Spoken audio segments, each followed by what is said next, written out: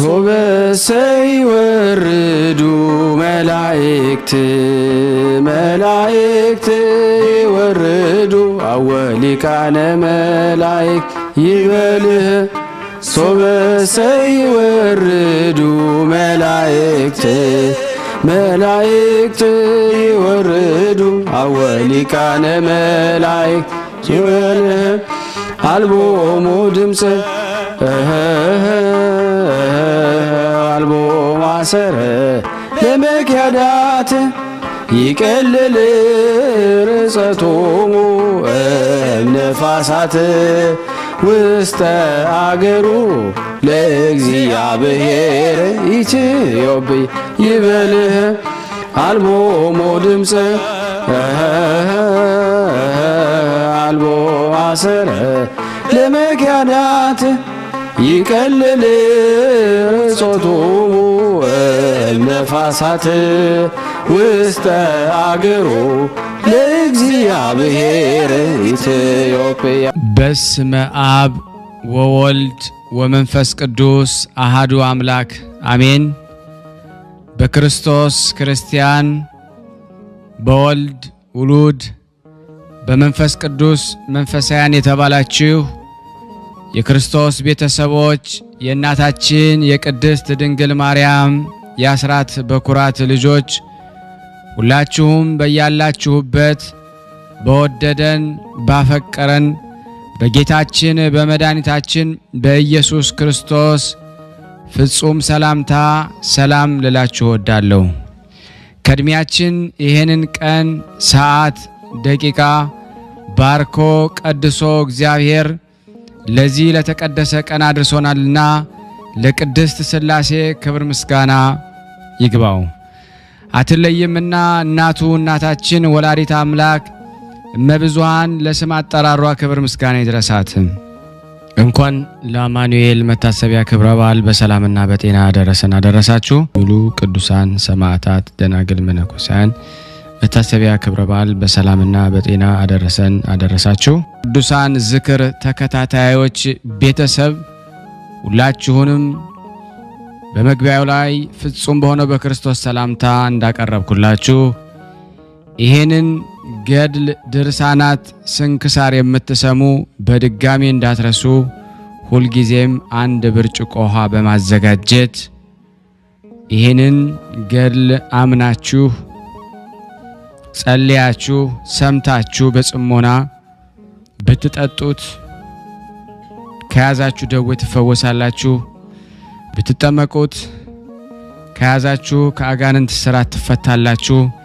እንደዚሁም በቤታችሁ የተለያየ መንፈስ ቢላክ ወይም ተልኮም ከሆነ ካለም የምትፈትሹበት፣ የምታባረሩበት፣ የምትጠበቁበት ስለሆነ ሁላችሁም ይህን እንድታደርጉ በቅዱሳኑ ስም ጠይቀብላችሁ እጅግ በጣም ደስ እያለኝና እየበረታው ሲሆን እናንተም ደግሞ በእውነት እንድታበረቱኝ ስለምፈልግ ለሁሉም ምእመናን ሼር በማድረግ ራሳችሁም ላይክ በማድረግ መልካም የሆነውን አስተያየታችሁን በመጻፍ እንደዚሁም ደግሞ ሰብስክራይብ በማድረግ እንድታግዙኝ በእውነት ሁላችሁንም እጠይቃለሁ። የቅዱሳን መታሰቢያ ለበረከት ስለሆነ አንድም ከህይወታቸው አንድም እግዚአብሔር ከሰጣቸው ቃል ኪዳን በረከት ስለምናገኝበት ይሄንን ሁላችሁም እንድታደርጉ በቅዱስ እግዚአብሔር ስም ጠይቃችኋል። በሶስተኛ እንግዲህ አገልግሎታችንን እንድትደግፉልን በተለይ ቴንኪዩ የሚለውን ባተን ስትጫኑ እንግዲህ አገልግሎቱን መደገፍ የምትፈልጉትን ያክል እንድትረዱ ይጠይቃልና በዚሁ አጋጣሚ ብዙ መስራት የምፈልጋቸው ነገሮች ስላሉ በዚህ መልኩ እንድታግዙን ሁላችሁንም ጠይቃለሁ። ከዚህ በመቀጠል ተአምረ ኢየሱስን አነብላችኋለሁ። ጌታ ኢየሱስ ክርስቶስ በእውነት ለሚጠራው ስሙ ከማር ከወተት ይልቅ የጣፈጠ ነው። ጌታ ኢየሱስ ክርስቶስ አምኖ ለሚቀበለው የሕይወት ህብስት ነው። ጌታ ኢየሱስ ክርስቶስ በእውነት ለሚጠጣው የሕይወት መጠጥ ነው። እንዲሁ ነው ደቀ መዛሙርቱ ጉባኤ አንድነታቸው ይባርኩ ዘንድ በስልጣኑ ጋሻ መከታነት ጠላታችንን ዲያብሎስን ያጥፋው። ጌታ ኢየሱስ ክርስቶስ በዕለተ ስቅለት ከተገረፈው የግርፋቱ ቁስሎች ጋር የሞቱ መስቀል የወይን ምንጭ የሚሆን ጎኑ ቅዱስ ቁርባን የሚሆን ስጋው በፊቱ ሆነው በክብር የተሸለሙ አገልጋዮች ለምሳ በተጠሩ ጊዜ ወደ ሙሽራው ድንኳን ያግባን። አሜን። በቀራንዮ የተሰዋ የእግዚአብሔር በግ ኢየሱስ ክርስቶስ ሆይ ከተወራረደው ስጋህ እንመገባለን። ከጎንህ ምንጭ ከተቀዳው ደም ጠጥተን እንረካለን።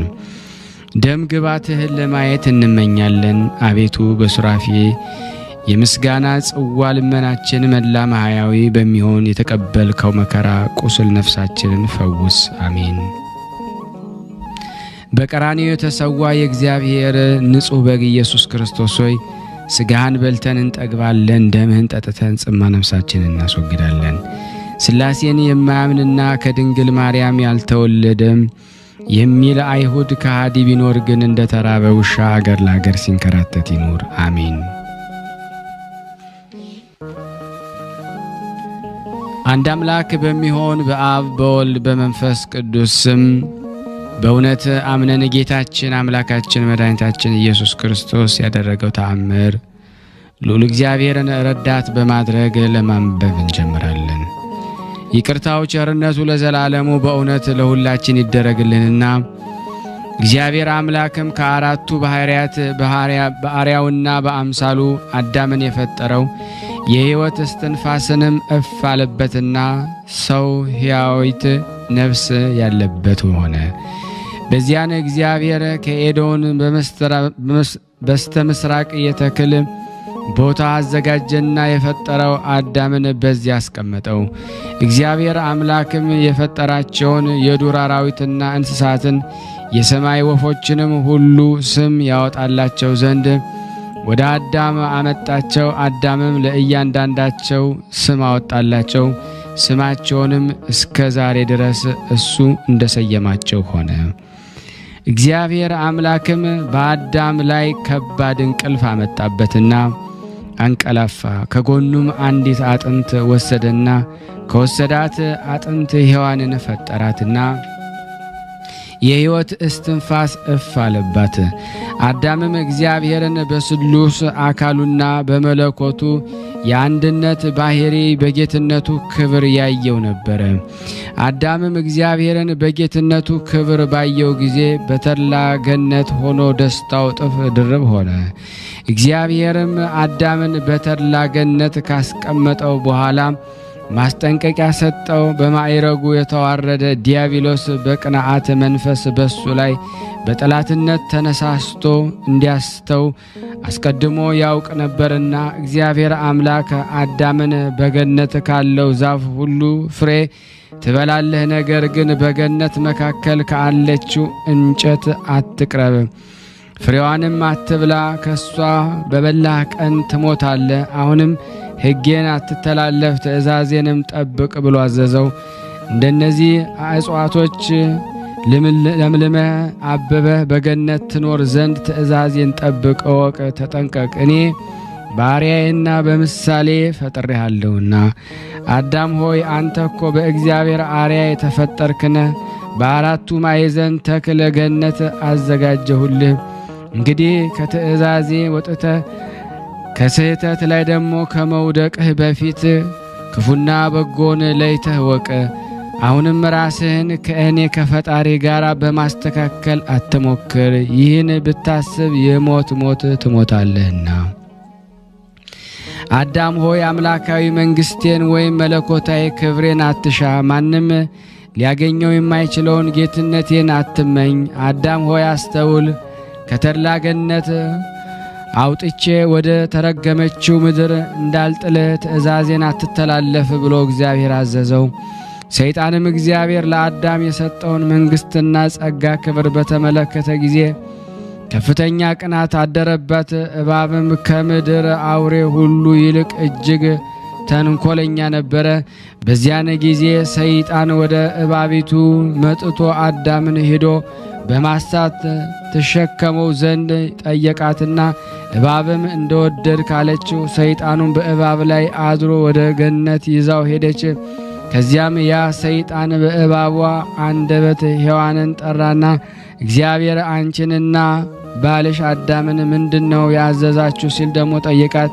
ሔዋንም እግዚአብሔር ጌታዬ አዳምን በገነት መካከል ካለው ከዛፍ ፍሬ እንዳትበላ እሱን በበላህ ቀን የሞት ሞት ትሞታለህ ብሎ አዞኛል አለችው። ሰይጣንም እግዚአብሔር አትብሉ ያላችሁ ከእሷ በበላችሁ ቀን ዓይናችሁ ተከፍቶ እንደ እግዚአብሔር ክፉና በጎን የምታውቁ አምላክ እንዳትሆኑ እንጂ ሞትንስ የምትሞቱ አይደለም፣ ስለዚህም አትብሉ አላቸው። ሔዋን ሆይ እግዚአብሔር አንቺን ከአዳም በኋላ ፈጥሮሻልና እሱ የበላይሽና ገዥሽም ሆኖ ይኖራል። አሁንም ምክሬን ተቀበይ። እግዚአብሔር አትብሉ ብሎ ከከለከላችሁ የእንጨት ፍሬ በቅድሚያ አንቺ ብይ። ከዚያም በኋላ ክብርሽ ከፍ ይልና ለአዳም አምላኩ ትሆኛለሽ አላት።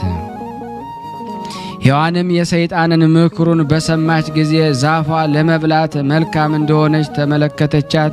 ከፍሬዋም ቆርጣ ወሰደችና በላች፣ ጣፋጭ ምግብ ሆነችላት። ከዚያም ለባሏ ለአዳም ወስዳ አበላችው፣ እርሱም እንዲህ በላ። የእግዚአብሔርን ትእዛዝ በተላለፉ ጊዜ የለበሱትን የብርሃን ልብስ ተገፈፈ፣ ዓይናቸውም ተከፈተና ራቁታቸው መሆናቸውን አውቀው አፈሩ። የበለሱንም ደግሞ ቅጠል አፈሩ። የበለሱንም ቅጠል ሰፍተው በሽርጥ አገለደሙ። እግዚአብሔር በገነት መካከል ሲመላለስ ድምፁን በሰሙ ጊዜ አዳምና ሔዋን ከእግዚአብሔር ፊት ሸሽተው በገነት ዛፎች መካከል ተሸሸጉ። እግዚአብሔርም አዳምን ጠርቶ ወዴት አለህ አለው። ከክብር የተዋረደውን ምስኪኑ አዳምን በገነት ውስጥ ድምፅህን ሰምቻለሁና ራቁቴንም ስለሆንኩ አፍሬ እንዳታየኝ ብዬ በዛፎች መካከል ተሸሽጌያለሁ አለው። እግዚአብሔርም ራቁትህን እንደሆንክ ማን ነገረህና? ምናልባት ከዚች አትብላ ካልኩ የዛፍ ፍሬ ትእዛዜን ተላልፈ በላ ይሆን? አሁንም ሰይጣን ተስፋ እንደሰጠ አምላክ ሆንክን? እነሆም አስቀድሜ እንደነገርኩ ሞት ባንተ ላይ ሰለጠነብህ አለው። አዳምም ከእኔ ጋር ትኖር ዘንድ የሰጠኸኝ ሴት አንተ ከከለከልከኝ ዛፍ እርሷ አሳስታ እንደበላ ሰጠችኝና በላሁ አለው። እግዚአብሔርም ሔዋንን ስለምን ትእዛዜን አፈረሽ አላት። እሷም ጌታዬ ሆይ እባብ አሳሳተችኝና በላሁ አለችው። እግዚአብሔር አምላክም እባብን ይህን የተንኮል ሥራ ሰርተሻልና ከእንስሳትና ከምድር አራዊት ሁሉ ተለይተሽ አንቺ የተረገምሽ ሁኚ፣ በሆድሽም ሂጂ፣ አፈርም እየበላሽ ኑሪ። በአንቺና በሔዋን በዘርሽና በዘሯም መካከል ብርቱ ጠላትነት ይሁን። ልጆቻቸውም ራስ ራስሽን ደግሞ ይቀጠቅጡሻል፣ አንቺም እየጠበቅሽ ሸኮናቸውን ትነክሻለሽ አላት። ከዚያን እግዚአብሔር ሔዋንን ከአዳም በላይ ለመሆን እንደፈለግሽ ሁሉ እንዲሁ ከሱ በታች ሁኚ፣ እሱም ይግዛሽ፣ በጭንቅ በመከራ ውለጂ፣ ከወለድሽ በኋላ ፍቃድሽ ወደ ባልሽ ይመለሳላት።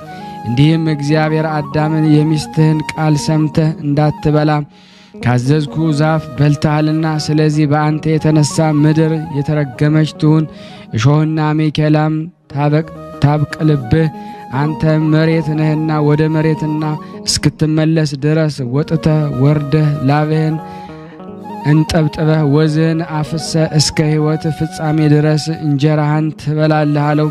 እግዚአብሔርም አዳም የተገኘባትን መሬት እያረሰ ይኖር ዘንድ አዳምና ሔዋንን ከገነት አስወጥቶ ሰደዳቸው።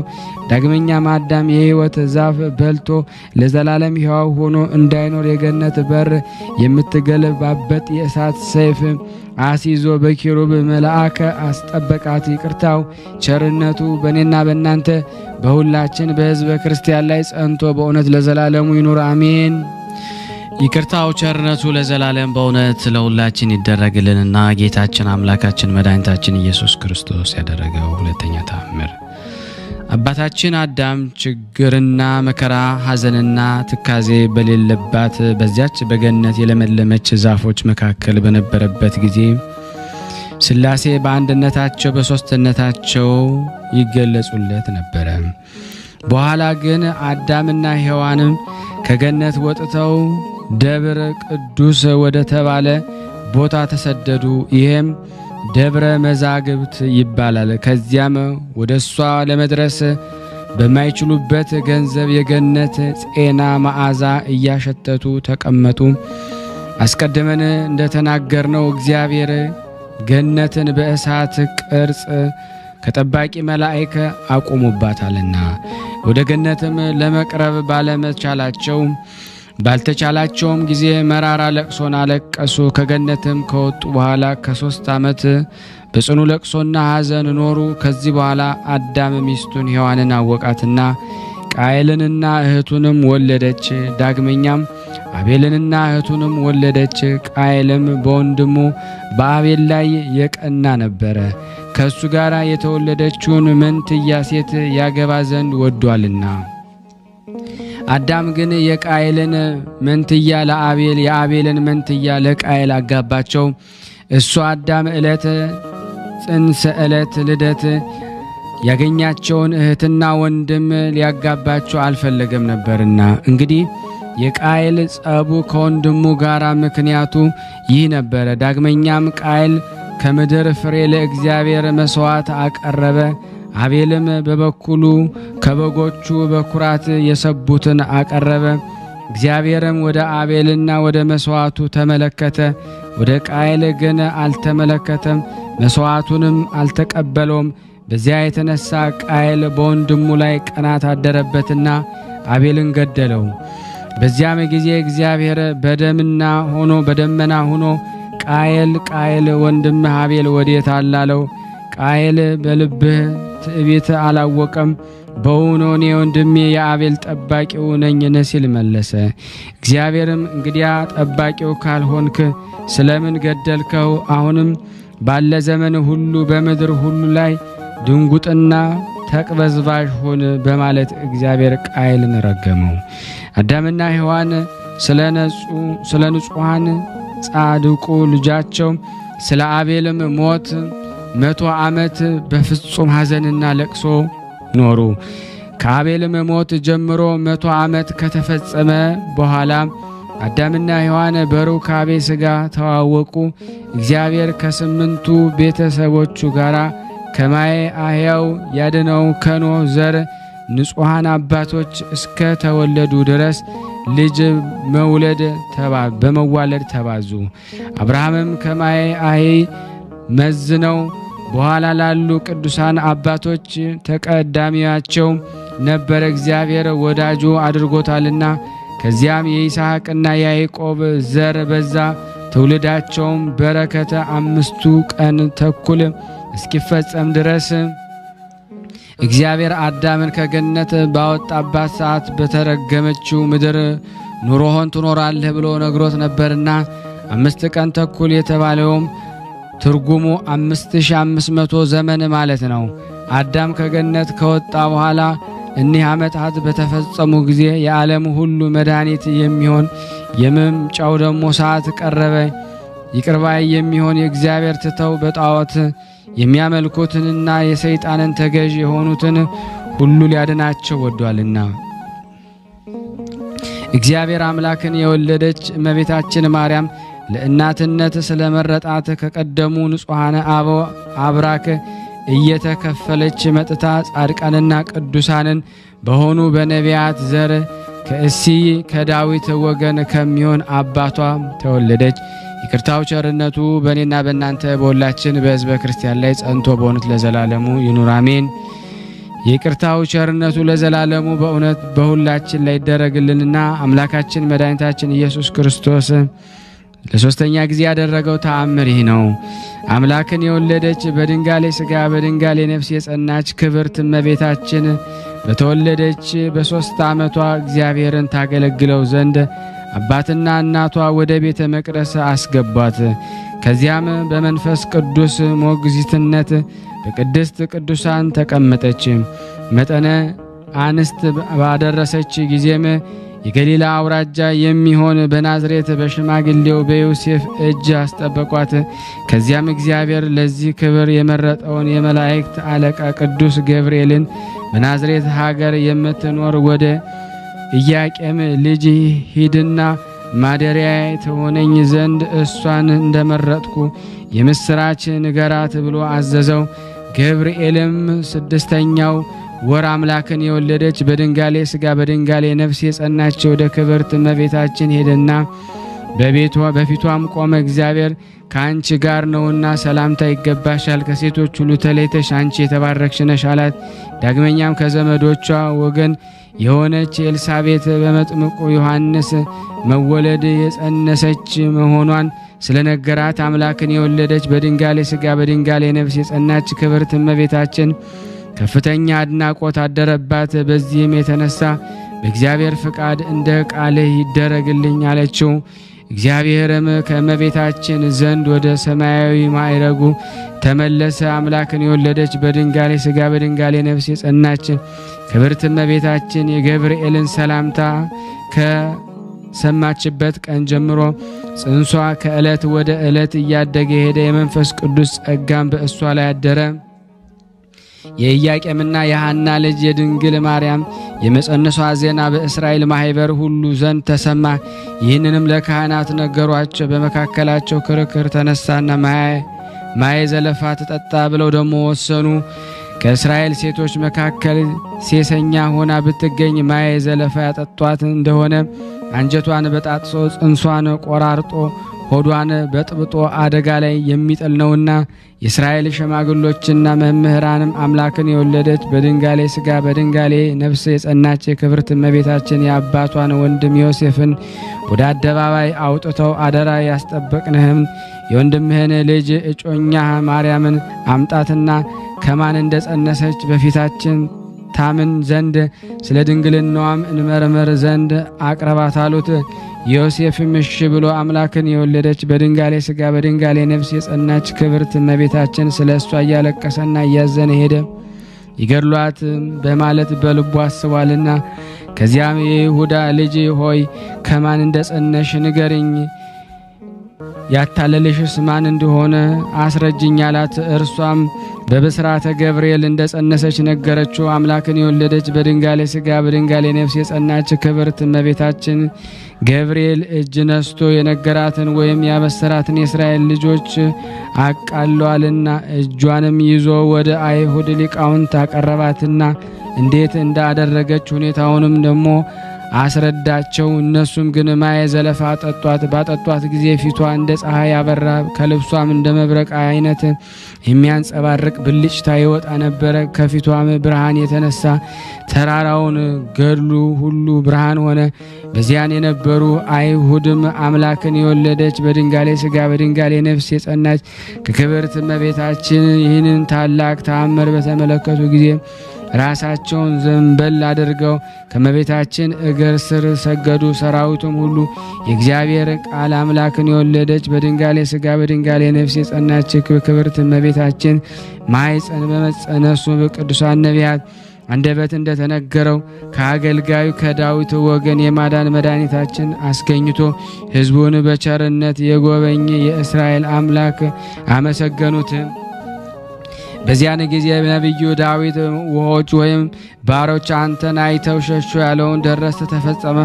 አምላክን የወለደች በድንጋሌ ሥጋ በድንጋሌ ነፍስ የጸናች ክብርት እመቤታችን ወደ ማየ ዘለፋው በቀረበች ጊዜ ከዚያም የወጣው አስደንጋጭ ቃል አይሁድን አስደንግጧቸዋልና ይህን ጌታችን አምላካችን መድኃኒታችን ኢየሱስ ክርስቶስ አምላክን በወለደች በድንጋሌ ሥጋ በድንጋሌ ነፍስ በጸናች በክብርት እመቤታችን ማኅፀን ሳለ ያደረገው የመጀመሪያው ተአምር ነው። ይቅርታው ሀብተ ረድኤቱ በእኔና በእናንተ በሁላችን በሕዝበ ክርስቲያን ላይ ጸንቶ በእውነት ለዘላለሙ ይኑር አሜን።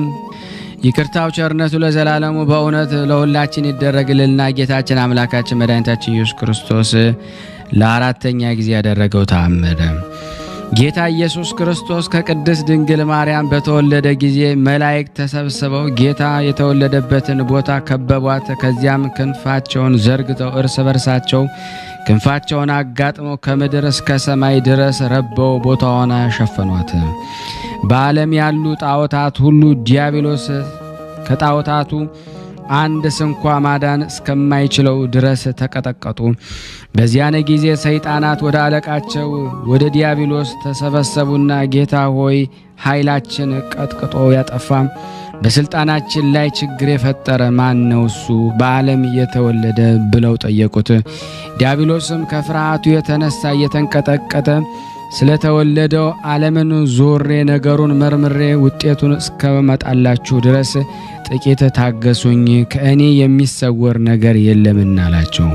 በዚያን ጊዜ የአርጉም ዲያብሎስ ወደ ላይ ወደ አየር ወጣ። ከዚያም ከመሬት በታች ካለው አዘቅት ወረደ። ዲያብሎስም የተወለደውን የጌታችን የኢየሱስ ክርስቶስን ምስጢረ ልደት ይመረምር ዘንድ ዓለምን በሙሉ ዞረ። ነገር ግን ሊያውቅ አልቻለም። የጌታ የኢየሱስ ክርስቶስ ምስጢረ ልደት መርምሮ ለመረዳት በተሳነው ጊዜ እያዘነ ወደ ወገኖቹ ተመልሶ ቢመጣ በግንባራቸው ፍግም ብለው ወድቀው አገኛቸው። እርሱ ግን አይዟችሁ፣ አትፍሩ፣ መንግስቴ ከእኔ አታልፍም አትናወጥም በማለት ልቦናቸውን አጽናናቸው። ዳግመኛም ነቢይ ኢሳይያስ እነሆ ድንግል በድንግልና ጸንሳ በድንግልና ትወልዳለች፣ ከወለደችም በኋላ ያለ ተፈትሖ ማኅፀን በኢየሩሳሌም ትኖራለች ሲል ስለ እሷ የተናገረላትን ድንግል ወለደች ይሆን በማለት ያወጣ ያወርድ ጀመረ። ይህ ልጅ ቢወለድ እኮ መንግስቴን ያውካል፣ ትእዛዜን ያጠፋል። ኢሳይያስ ትንቢት በተናገረ ጊዜ ሕዝቅያስ ልጅ ምናሴን በሱ ላይ አስነስቼ በመጋዝ አስተረተርኩት፣ ከዓለም አስጠፋሁት። ይልቁንም ስለሱ ትንቢት የተነገረለት ጊዜው ከመድረሱ በፊት ዓላማውን ወይም አቋምን አፈራረስኩት። እንግዲህ ማን ነው ያለ ስልጣኔና ያለ ትንቢቱ መትረስ ዛሬ የምንቀጠቀጥበት ጊዜ ከተደረገው ተአምራት በላይ የተደረገው ተአምር? ብዙ ነቢያት ተወልደዋል፣ እንደ ዛሬ ያለ ችግር አልገጠመኝም። ከጽንፍ እስከ ጽንፍ ዓለምን ዞርኩ፣ ወደ ላይ ወደ አየር ወጥቼ እስከ ሰማይ ደረስኩ። ወደ ባህር ጥልቀቶች ወረድኩኝ፣ በባህር ሁሉ ላይ ዋኘው፣ ወደ ተራራው ኮረብታም ወጣው። የዚህን ልጅ ምስጢር ግን ተመራምሬ ልደርስበት አልቻልኩም። ስለዚህ ሕፃን መወለድ በመንግስቴ ላይ በሚመጣውና ችግር ፍርሃት የተነሳ በእኔና በወገኖች ላይ ታላቅ ድንጋጤ አድሮብናልና ከእግዚአብሔር ጋር የተነጋገረ በግብፅ 10 ታላላቅ ተአምራትን ያደረገ የኤርትራን ባህር በበትር የከፈለ ፈርዖንን ከነሰራዊቱ ያሰጠመ ሙሴ በተወለደ ጊዜ ይህንን የመሰለ ችግር አልገጠመኝም። ይህንን የመሰለ ታላላቅ ተአምራት ማድረግ ቢቻልም ከግብፅ ከወጣ በኋላ ከፍርሃት የተነሳ አንበርክኬዋለሁ። ይልቁንም እስራኤልን ከግብፃውያን አገዛዝ ነጻ ባወጣቸው ጊዜ በጎዳናቸው ጣዖት እንዲያመልኩ አድርጌያለሁ። ፀሐይን በሰማይ ላይ 12 ምዕራፍ ወደ ላይ የመለሰ የነነዌ ልጅ ነቢዩ ኢያሱንም በሕይወቱ ላይ ጠላት አስነስቼበታለሁ። ለአምላኩ ቀናይ የሆነና 3 ዓመት ከ6 ወር ዝናብን እንዳይዘንብ የሰማይን በር በስልጣኑ የዘጋ ነቢዩ ኤልያስንም ንግሥት ኤልዛቤልንና ንጉሥ አክዓብን በጠላትነት አስነስቼበት ሊገድሉት ተዘጋጅተው ነበረ። ነገር ግን ሸሽቶ አመለጠ። ዳሩ ግን እግዚአብሔር ፈጥኖ ወደሱ ባያሳርገው ኖሮ በዚህ ዓለም እንዲገድሉት ባደረግኩት ነበረ። በባቢሎን አገረ ገዥ የነበረ ነቢይ ዳንኤልም በቂሮስ ዘመነ መንግስት በአንበሳ ጉድጓድ እንዲጣል አድርጌዋለሁ። እንዲሁም ናቡከደነጾር ላቆመው የጣዖት ምስል 3 ደቂቅ አንሰግድም ባሉ ጊዜ በእሳት ጉድጓድም እንዲጣሉ አድርጌያለሁ። ፍጹም ትሕትና ያለው በእኔ ጎዳና ያልሄደ ኢዮብንም ባለ ዘመኑ ሁሉ እንደሱ የተዋረደ አስከሌለ ድረስ ገንዘቡን አጠፋሁበት፣ ልጆቹን ገደልኩበት። ይልቁንም እሱን ራሱን መላ ሰውነቱን በቁስል ቀሰፍኩት። በዚህም እኔ ስለተፈታተንኩትና እሱም ስለተፈታተነኝ የተጋድሎውን ዜና በዓለም ሁሉ ተሰምቶ ሲነገር ይኖራል። ይልቁንም ነቢይ በልደታቸው ሰዓት ወይም በትንቢታቸው ወራት እንዲሁም በግዛታቸው ዘመን ከሰማያዊ ማዕረጌ ተዋርጄ ዛሬ እንዳገኘኛ ለኀፍረትና ሐሳር አግኝቶኝ አያውቅም እያለ ዲያብሎስ ተርበተበተ። ይቅርታው ቸርነቱ በእኔና በእናንተ በሁላችን በሕዝበ ክርስቲያን ላይ ጸንቶ ለዘላለሙ ይኑር አሜን። ይቅርታው ቸርነቱ ይደረግልና ጌታችን አምላካችን መድኃኒታችን ኢየሱስ ክርስቶስ ያደረገው አምስተኛ ተአምር። ጌታ ኢየሱስ ክርስቶስ በተወለደ በዚያን ዘመን ዲያብሎስ ስለዚህ ስለተወለደው ሕፃን ታሪክ ማን ያስረዳኛል? በእርሱ መወለድ የተነሳ ከፍተኛ ውርደት አግኝቻለሁና አለ። ዓለምን ሁሉ ዞርኩ፣ ነገር ግን ስለ እርሱ ታሪክ የሚነግረኝ አላገኘሁም። የዳዊት አገር የምትሆን ከቤተልሔም በስተቀር ያልደረስኩበት አገር የለም። በእውነት ነቢያት ስለ እሱ የተነበዩለት ይህ ሕፃን በዚያ ተወልዶ ከሆነ መንግሥቴን እንደሚቀማኝ አልጠራጠርም። አሁንም ወገኖች ሆይ ኑ ወደ ቤተልሔም እንሂድና ሕፃኑ በእሷ ተወልዶ እንደሆነ እንጠይቅ፣ እንረዳ። ሰራዊታችንና አዘጋጅተን መንግሥታችንን እጅ እስክናደርግ ድረስ የሚጠብቁትንና መላእክት እንዋጋቸዋለ። ከዚያም የዲያብሎስን ሰራዊት ከጌታቸውን ዙፋን በደመና ላይ ደግሞ አዘጋጁና አለቆቹን ዲያብሎስን ተሸክመው ከመላእክት ጋር ይዋጉ ዘንድ ወደ ቤተልሔም ተጓዙ። ከዚያም ሕፃኑ ኢየሱስ ያለባትን ቦታ መላእክት ከምድር እስከ ሰማይ ክንፍ ለክንፍ ተያይዘው ከበዋት ነበርና ገና ከሩቅ ሳሉ በተመለከቱ ጊዜ ዲያብሎስ ወይም ከሰራዊቱ አንዱ ስንኳ ወደ ቤተልሔም ሊቀርቡ አልተቻላቸውም። ይልቁንም ሕፃኑ ኢየሱስ ካለበት ቦታ በድፍረት አንቀርብም ባሉ ጊዜ የመላእክት አክናፍ እንደ መብረቅ ያለ የእሳት ፍላጻ እየተወረወረ ይነድፋቸው ጀመረ። ዲያብሎስም ከሰራዊቱ ጋር እየተደነቀ ወደ ቤተልሔም ደርሼ ምናልባት ስለዚህ ታሪክ ያስረዱኝ እንደሆነ በዚያ ያሉትን እረኞችን ጠይቄ እስክመጣ ድረስ ከዚህ ጠብቁኝ በማለት ጭፍሮቹን አዘዛቸው። ይህንን ሁሉ የሆነው ጌታችን መድኃኒታችን ኢየሱስ ክርስቶስ በተወለደ ወራት ነው። ዲያብሎስም በሄደ ጊዜ እረኞችን የሰማይ መላእክት በአንድነት ሆነው በሰማይ ለእግዚአብሔር ምስጋና ይሁን፣ እነሆ በምድር ላይ ለሰው የሰላም መሰረት ተጥሏልና እያሉ ሲያመሰግኑ አገኟቸው። ደግሞ አንድ መልአክ ከእረኞቹ ጋር እየተነጋገረ እነሆ ለእናንተ ደስታ የሚሆን ምስራች ነግራችኋለሁ፣ የዓለም መድኃኒት የሚሆን ጌታ ኢየሱስ ክርስቶስ በዳዊት አገርና ከተማ ተወልዷልና፣ እነሆ ወደ ሀገር በገባችሁም ጊዜ መልእክቱን አንዲት ድንግል ልጅ ሕፃኑን በክንዷ ታቅፋ ታገኛላችሁ ብሎ ሲነግራቸው ሰማ።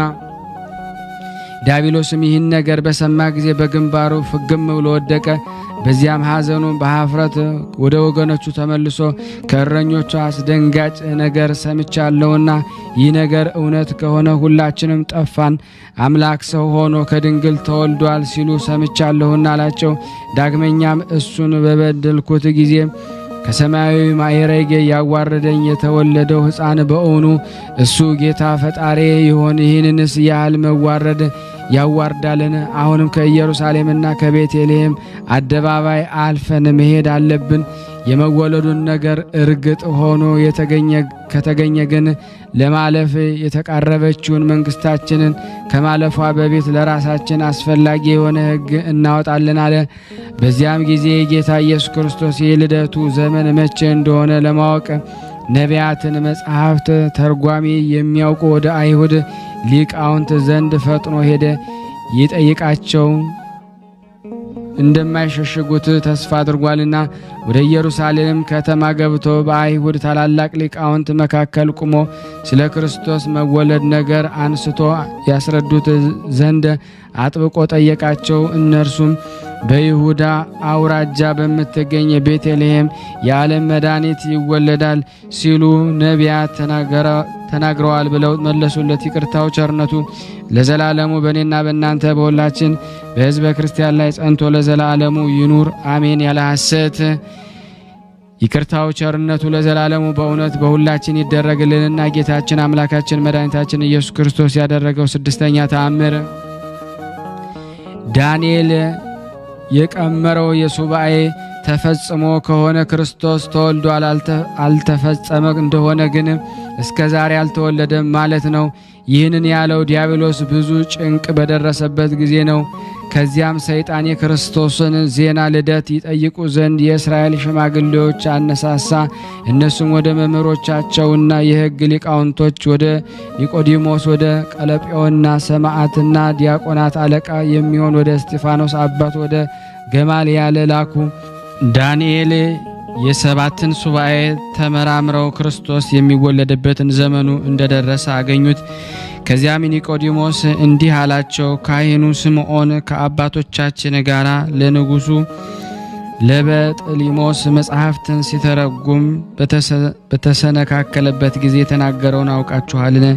እሱም ነቢዩ ኢሳይያስ እንሆ ድንግል በድንግልና ጸንሳ በድንግልና ወንድ ልጅ ትወልዳለች፣ ስሙንም አማኑኤል ትለዋለች ብሎ የተናገረውን ከዕብራይስጥ ቋንቋ ወደ ጽርዕ ቋንቋ እንደተረጎመው የእግዚአብሔር መልአክ ወደ እርሱ መጥቶ ይህች ድንግል እስክትወልድ ድረስ በዚህ ዓለም በአልጋ ተጣብቀ ትኖራለ፣ ሕፃኑም በዓይነ ታያዋለ ብሎታልና አሁንም ወደ እርሱ እንሂድና ስለዚህ ነገር ጠይቀን እንረዳ። እሱ የብዙ ዘመን ሽማግሌ ነው። ኑ እንፈልገው። በሕይወቱ ካለ ክርስቶስ እንዳልተወለደ እንረዳለን። ሞቶ ከሆነ ግን እንግዲህ በኢየሱስ ክርስቶስ እንደተወለደ እናውቃለን። መልአክም ለስምዖን ጌታ ኢየሱስ ክርስቶስ ሳታየው አትሞትም ሲል መልአክ ነግሮታልና። ሁሉም ወደ ቤተልሔም ሄደው ስምዖንን ከዚህ በሕይወት አገኙት። እሱም ከእርጅናው የተነሳ በመሬት ላይ ተኝቶ ነበረ። እነሱም ሰላም ይሁንልህ ባሉት ጊዜ እሱም መልሶ በትሕትና ቃል የጌታዬ ቸርነቱ ከእናንተ ጋር ይሁን አላቸው። እነሱም አንተ የተባረክ ሽማግሌ አረጋዊ፣ አንተ ተስፋ የምታደርገው መድህን ክርስቶስ ወደዚህ ዓለም መምጫው ደርሷልን ሲሉ ጠየቁት።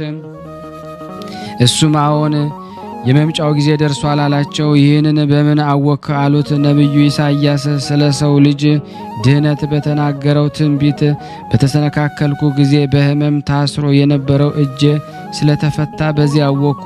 በቤተ መቅደስ የምትኖር ነቢይት ሐናም ነግራኛለች አላቸው። ሰይጣን ግን ሰዎቹ የሚጠይቁትንና ስምዖን የሚሰጣቸውን መልስ ቆሞ ያዳምጥ ነበረ። የመምህራኑን የስምዖንንም ነገር በሰማ ጊዜ ፈጽሞ ታወከ። ከዚያም ወደ ጭፍሮቹ ተመለሰና የመድህን ጌታ የመወለዱ ዜና ጠይቆ በትክክል እስኪረዳ ድረስ ጭፍሮቹን ከቤተልሔም አካባቢ ወዲያ ወዲህ እንዳይንቀሳቀሱ አዘዛቸው። ይቅርታው ቸርነት በእኔና በእናንተ በሁላችን በሕዝበ ክርስቲያን ላይ ጸንቶ በእውነት ይኑር ለዘላለሙ አሜን። ያለ ሐሰት። አቤቱ የሰማያትና የምድር ፈጣሪ ኢየሱስ ክርስቶስ ሆይ በዕለተ ዓርብ ከጎን ከፈሰሰውና ከእግር ከወረደው ደም ጋራ ለፍርድ በመጣ ጊዜ ነፍሳችን በክብርት እጅ አደራ እናስጠብቀሃለን። ራስን በበትር የተመታኸው እንደ ባሪያ ለጥቂት ገንዘብ የተሸጥከው በዚያን ጊዜ ለእኔ በበጎ ምስክርነት ይቁምልኝ። አቤቱ ቅድመ ዓለም የነበርክ ዛሬም ያለ ለዘላለሙ ባንተነት ጸንተ የምትኖር አምላክ ሆይ ለክቡር መስቀል ምስጋና እናቀርባለን። ወልደ ነጎድጓድ ዮሐንስ ሆይ ሰላም እንልሃለን። አቡ ቀለመሲስ ዮሐንስ ሆይ ሰላም እንልሃለን። ተአጎሎስ ነባቢ መለኮት ዮሐንስ ሆይ ሰላም እንልሃለን። የጌታ ባለሟል ዮሐንስ ሆይ ሰላም እንልሃለን። ድንግሉ ዮሐንስ ሆይ ሰላም እንልሃለን። ወንጌላዊ ዮሐንስ ሆይ ሰላም እንልሃለን። በሕፅነ ኢየሱስ የተቀመጥክ ዮሐንስ ሆይ ሰላም እንልሃለን። ቅዱሳን ሐዋርያት ሆይ ሰላም እንላቸዋለን። ጴጥሮስና ጳውሎስ፣ ያዕቆብና ዮሐንስ፣ እንድርያስም፣ ፊልጶስና በርተሎሜዎስ፣ ቶማስና ማቴዎስ፣ የኤልፊዮስ ልጅ ያዕቆብ፣ ታዲዮስና ናትናኤል፣ ማቲያስም፣ ሉቃስና ማርቆስ፣ ኤጲስቆጶስ ያዕቆብ፣ እኛ ልጆቻችሁን በተሰጣችሁ ስልጣን ባርኩን፣ አሜን። በፍጥረቱ ሁሉ አንደበት ለምትመሰገን ለአንተ ለኢየሱስ ክርስቶስ ምስጋና ይገባል። ነፍስና ሥጋ ለምትቀድስ ለአንተ ለኢየሱስ ክርስቶስ ምስጋና ይገባል። ለተራቆቱት ልብስ የምትሆናቸው ለአንተ ለኢየሱስ ክርስቶስ ምስጋና ይገባል። በመንግስትህ ሽረት በመለኮትህ ህልፈት የሌለብህ ለአንተ ለኢየሱስ ክርስቶስ ምስጋና ይገባል። የአብ አካላዊ ቃል ኢየሱስ ሆይ ለአንተ ምስጋና ይገባል፣ ዛሬም ዘወትርም ለዘላለሙ አሜን። ያቀረብነውን ጸሎት ልመናችን እግዚአብሔር ተቀበለን፣ እንደ ቸርነት ነው እንጂ እንደኛ ኃጢአት ብዛት አይሁን። ሀገራችንም ሰላሙን፣ ፍቅሩን፣ አንድነቱን ትመልስ ዘንድ ለምናለን። ታመው በሆስፒታል፣ ታመው በቤታቸው፣ ታመው በጸበል ስፍራ፣ ታመው ጠያቂ ያጣው በመንገድ በስደት ዓለም ያሉትን በመንገድ የወደቁትንም ሁሉ እግዚአብሔር ሆይ ተፈውስልን ዘንድ ለምናለን። ታስረው የሚጨነቁትን ፍርድ የተጓደለባቸውን በኢትዮጵያ፣ በሳውዲ አረቢያ፣ በተለያየ ቦታ ዓለማት ያሉትን ሁሉ እግዚአብሔር ሆይ ታስፈታልን ዘንድ ለምናለን። የይቅርታ አምላክ ሁላችንም ከቅዱሳኑ በረከት ታሳትፈን ዘንድ በአንድነት ሆነን ቅዱስ የሆነውን ስምህን አባታችን ሆይ ብለን እንጠራሃለን። አባታችን ሆይ በሰማያት የምትኖር ስምህ ይቀደስ፣ መንግስትህ ትምጣ፣ ፈቃድህ በሰማይ እንደሆነች እንዲሁም በምድር ትሁን። የዕለት እንጀራችንን ስጠን ዛሬ፣ በደላችን ይቅር በለን እኛም የበደልነውን ይቅር እንደምንል፣ ወደ ፈተና አታግባን ከክፉ ሁሉ አድነን እንጂ መንግስት ያንተ ናትና ኃይል፣ ክብር፣ ምስጋና ለዘላለሙ አሜን። እመቤታችን ቅድስት ድንግል ማርያም ሆይ በመልአኩ በቅዱስ ገብርኤል ሰላምታ ሰላም እንልሻለን። በሐሳብሽ ድንግል ነሽ፣ በስጋሽም ድንግል ነሽ። አሸናፊ እግዚአብሔር እናት ሆይ ሰላምታ ላንቺ ይገባሻል። ለሴቶች ሁሉ ተለይተሽ አንቺ የተባረክሽ ነሽ፣ የማኅፀንሽ ፍሬ የተባረከ ነው። ጸጋን የተሞላሽ ቅድስት ሆይ ደስ ይበልሽ፣ ልዑል እግዚአብሔር ከአንቺ ጋር ነውና ከተወደደው ልጅሽ ከጌታችን ከመድኃኒታችን ከኢየሱስ ክርስቶስ ዘንድ ይቅርታና ምሕረትን ለምኝልን ኃጢአታችንን ያስተሰርይልን ዘንድ ለዘላለሙ አሜን። ምስጋና ይሁን አንድ አምላክ ለሚሆን ለአብ ለወልድ ለመንፈስ ቅዱስ ዛሬም ዘወትርም ለዘላለሙ አሜን። የተወደዳችሁና የተከበራችሁ የክርስቶስ ቤተሰቦች የእናታችን የቅድስት ድንግል ማርያም የአስራት በኩራት ልጆች ሁላችሁም በያላችሁበት ፍጹም በሆነው በክርስቶስ ሰላምታ ሰላም ልንላችሁ እንወዳለን። ይህንን ምስል ድምጽ የምትከታተሉ ሁላችሁም ሼር እንድታረጉልን ላይክ እንድታረጉ በቅዱስ አማኑኤል ስም እንጠይቃችኋለን። የአባቶቻችን የአብርሃም የይስሐቅ የያዕቆብና መታሰቢያቸው ነው እናደርግ ዘንድ የቤተ ክርስቲያን መምህራን አባቶቻችን አዘዙን። ከእርሳቸውም ለዘላለም የሚኖር ርስትን ተቀብለናልና። የሕሊንም አባቶች ትሩፋታቸውንና ጽድቃቸውን ከሰው መናገር የሚችል ማን ነው? ከሁሉ ነገር አስቀድሞ እግዚአብሔር አብርሃምን ጠርቶ እንዲህ አለው፣ ከአገር ወጥተ ከዘመድ ከአባት ወገን ተለይተ እኔ ወደማሳይህ ምድር ሂድ። ታላቅ ሕዝብ አደርግሃለሁ፣ ስምህንም ከፍ ከፍ አደርገዋለሁ። የተባረክም ትሆናለህ። የሚያከብሩህንም አከብራቸዋለሁ፣ የሚረግሙህንም ረግማቸዋለሁ። የዚህ ዓለም አሕዛብ ሁሉ በአንተ ይከብራሉ።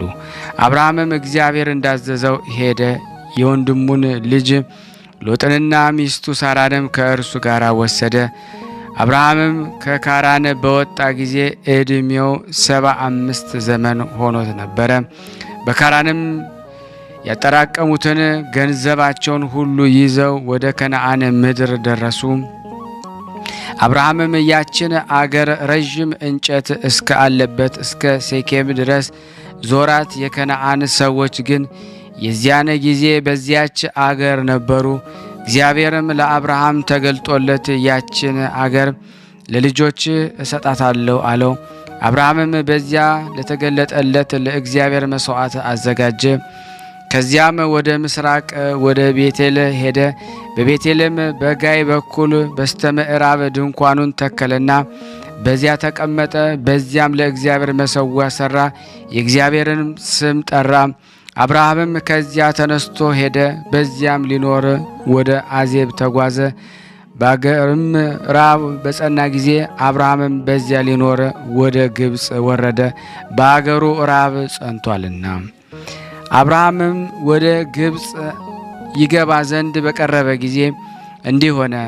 አብርሃም ሚስቱን ሳራን እንዲህ አላት፣ አንቺ መልከ መልካም ሴት እንደሆንሽ አውቃለሁ። የግብፅም ሰዎች ካዩሽ ሚስቱ ናት ብለው ይገድሉኛል፣ አንቺንም በሕይወት ያኖሩሻል። እንግዲህ ስለ አንቺ ይራራሉኝ ዘንድ በአንቺ ዘመን ነፍሴ ትድን ዘንድ እኔ እህቱ ነኝ ባያቸው። አብርሃምም ወደ ግብፅ በደረሰ ጊዜ እንዲህ ሆነ። የግብፅ ሰዎች ሚስቱን እጅግ መልከ መልካም እንደሆነች አዩአት። የፈርዖን ሹማምንቶች አይተው ወደ ፈርዖን ወሰዷት፣ ወደ ቤቱም አገቧት። ስለ እርሷም ለአብርሃም በጎ ነገር አደረጉለት። ሴቶች አገልጋዮችንና ወንዶች አገልጋዮችን፣ ላሞችና በጎችን፣ በቅሎዎችንም፣ ግመሎችን፣ አህዮችንም አገኘ። እግዚአብሔር በአብርሃም ሚስት በሳራ ምክንያት ፈርዖንንና ቤተሰቡንም ጽኑ ስቃይን አሰቃያቸው። ፈርዖንም አብርሃም ጠርቶ በእኔ ያደረግከው ይህ ነገር ምንድን ነው? ሚስትህ መሆኗን ያልነገርከኝ ለምንስ እህቴ ናት አልከኝ? ሚስት ልትሆነኝ ወስጃት ነበር። አሁንም ሚስትህ ያቻት ይዛሃት ሂድ አለው። ፈርዖንም አብርሃምንና ሚስቱን ሳራን ከጓዛቸው ሁሉ ጋር እንዲሸኟቸው ብላቴኖችን አዘዘ። ከዚህ በኋላ ለአብርሃም 99 ዓመት በሆነው ጊዜ እግዚአብሔር ለአብርሃም ተገለጠለት፣ እንዲህ አለው፣ በፊት የሄድኩ ፈጣሪ እግዚአብሔር እኔ ነኝ። በፊቴ በጎ ነገርን አደርግ፣ ንጹሕም ሁን። በእኔና በአንተ መካከል ኪዳኔን አጸናለሁ፣ ፍጻሜም አበዛለሁ። ለብዙ አሕዛብ አባት ትሆናለህ። እንዲህም ስምህ አብርሃም አይባልም፣ አብርሃምም እንጂ እጅግም አበዛለሁ። አሕዛብ ነገሥታት ከአንተ እንዲወለዱ አደርጋለሁ። አብርሃምም በቀትር ጊዜ ድንኳኑ ደጃፍ ተቀምጦ ሳለ እግዚአብሔር በወይራ ዛፍ አጠገብ ተገለጠለት። ዓይኖቹንም አቅንቶ በተመለከተ ጊዜ እነሆ 3 ሰዎች በፊቱ ቆመው ነበረ። አይቶም ከድንኳኑ በር ሊቀበላቸው ሮጠ፣ በምድርም ላይም ሰገደ፣ እንዲህም አለው፣ አቤቱ በፊት ባለሟልነትን አግኝቼ ከሆነ ባሪያን አትለፈኝ። ውሃ አምጥተን እግራችሁን እንጠባችሁ፣ ከጥላው እንጀራም እናምጣላችሁና ብሎ ከዚህም በኋላ ወደ አሰባችሁት ትሄዳላችሁ እንዳልክ እንዲሁ አድርግ አሉት። አብርሃምም ወደ ሚስቱ ወደ ሳራ ሮጦ ወደ ድንኳኑ ገብቶ እንዲህ አላት፣ ቶሎ በይ 3 መስፈሪያ ዶቄት አብክተሽ 1 ዳቦ ጋግሪ። አብርሃምም 2 ላሞች ወዳሉበት ሮጠ። 1 የሰባ ወይፈን ወሰደና ለብላቴናው ሰጠው። እርሱም ፈጥኖ አዘጋጀው።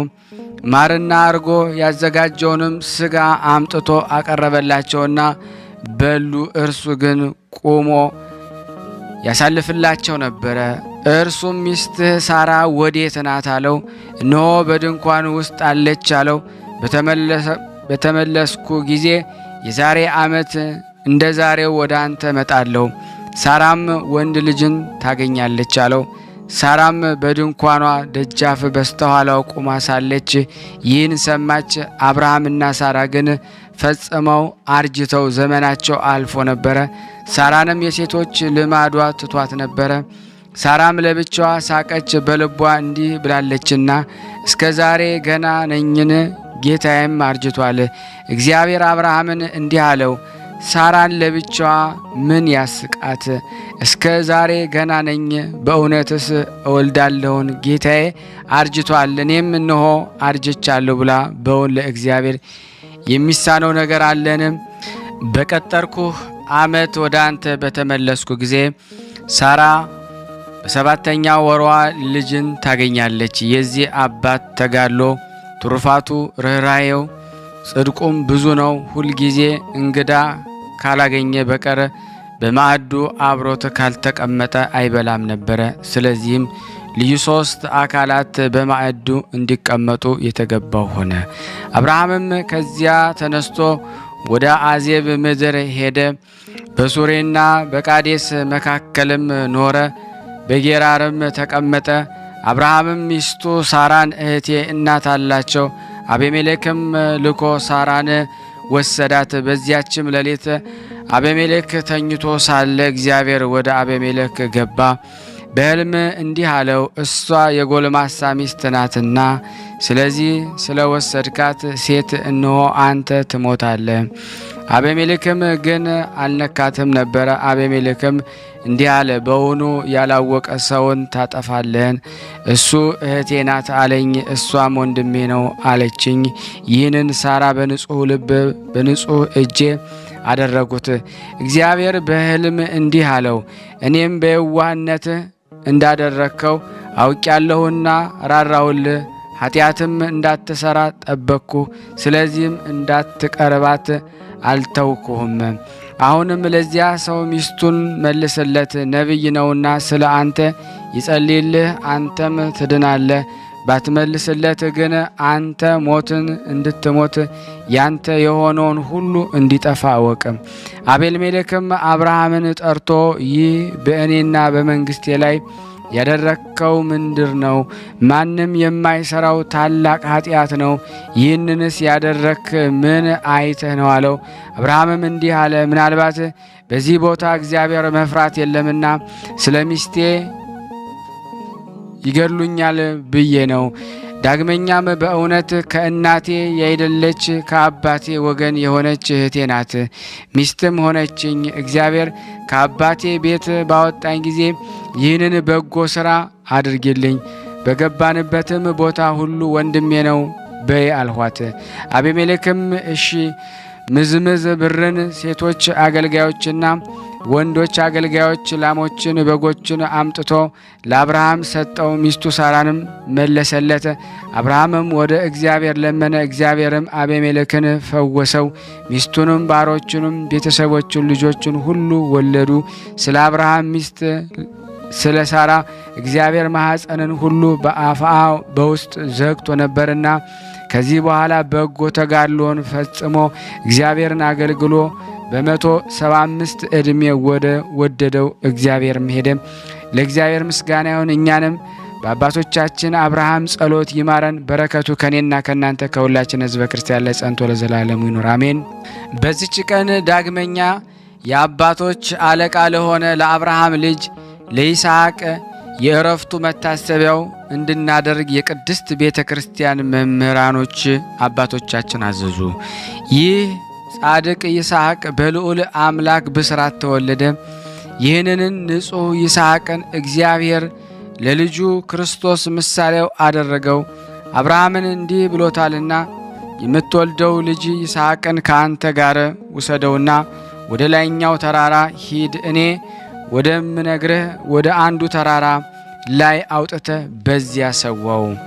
አብርሃምም በጠዋት ተነስቶ አህያውን ጫነ፣ ልጁ ይስሐቅንና ሁለቱ ብላቴኖቹንም ወሰደ። ለመሥዋዕትም እንጨትን ፈልጦ አሸክሞ ሄደ። በሦስተኛውም ቀን እግዚአብሔር ወዳለው ወደዚያ ቦታ ደረሰ። አብርሃምም በዓይኑ ቃኘ፣ ቦታውንም ከሩቅ አየ። አብርሃምም ብላቴኖቹም እናንተ አህያውን ይዛችሁ ከዚህ ቆዩ፣ እኔና ልጄ ግን ወደ ተራራ እንሄዳለን፣ ሰግደንም ወደ እናንተ እንመለሳለን አላቸው። አብርሃምም መሥዋዕት የሚቃጠልበትን እንጨት አምጥቶ ለልጁ ለይስሐቅ አሸከመው። እሱም ወቅለምንቱንና እሳቱን በእጁ ያዘ። ሁለቱም በአንድነት ሄዱ። ይስሐቅም አባቱ አብርሃምን አባለው። እርሱ ልጄ ምን ነው አለው። እነሆ እሳትና እንጨት አለ፣ መሥዋዕት የሚሆነው በጎ ወዴት ነው አለው። አብርሃምም መሥዋዕት የሚሆነው በግ እግዚአብሔር ያዘጋጅልናል አለው። አብርሃምም ሄደው እግዚአብሔር ወዳለው ወደዚያ ቦታ ደረሱ። አብርሃምም በዚያ መሠዊያ ሠራ፣ እንጨቱን ደረደረ።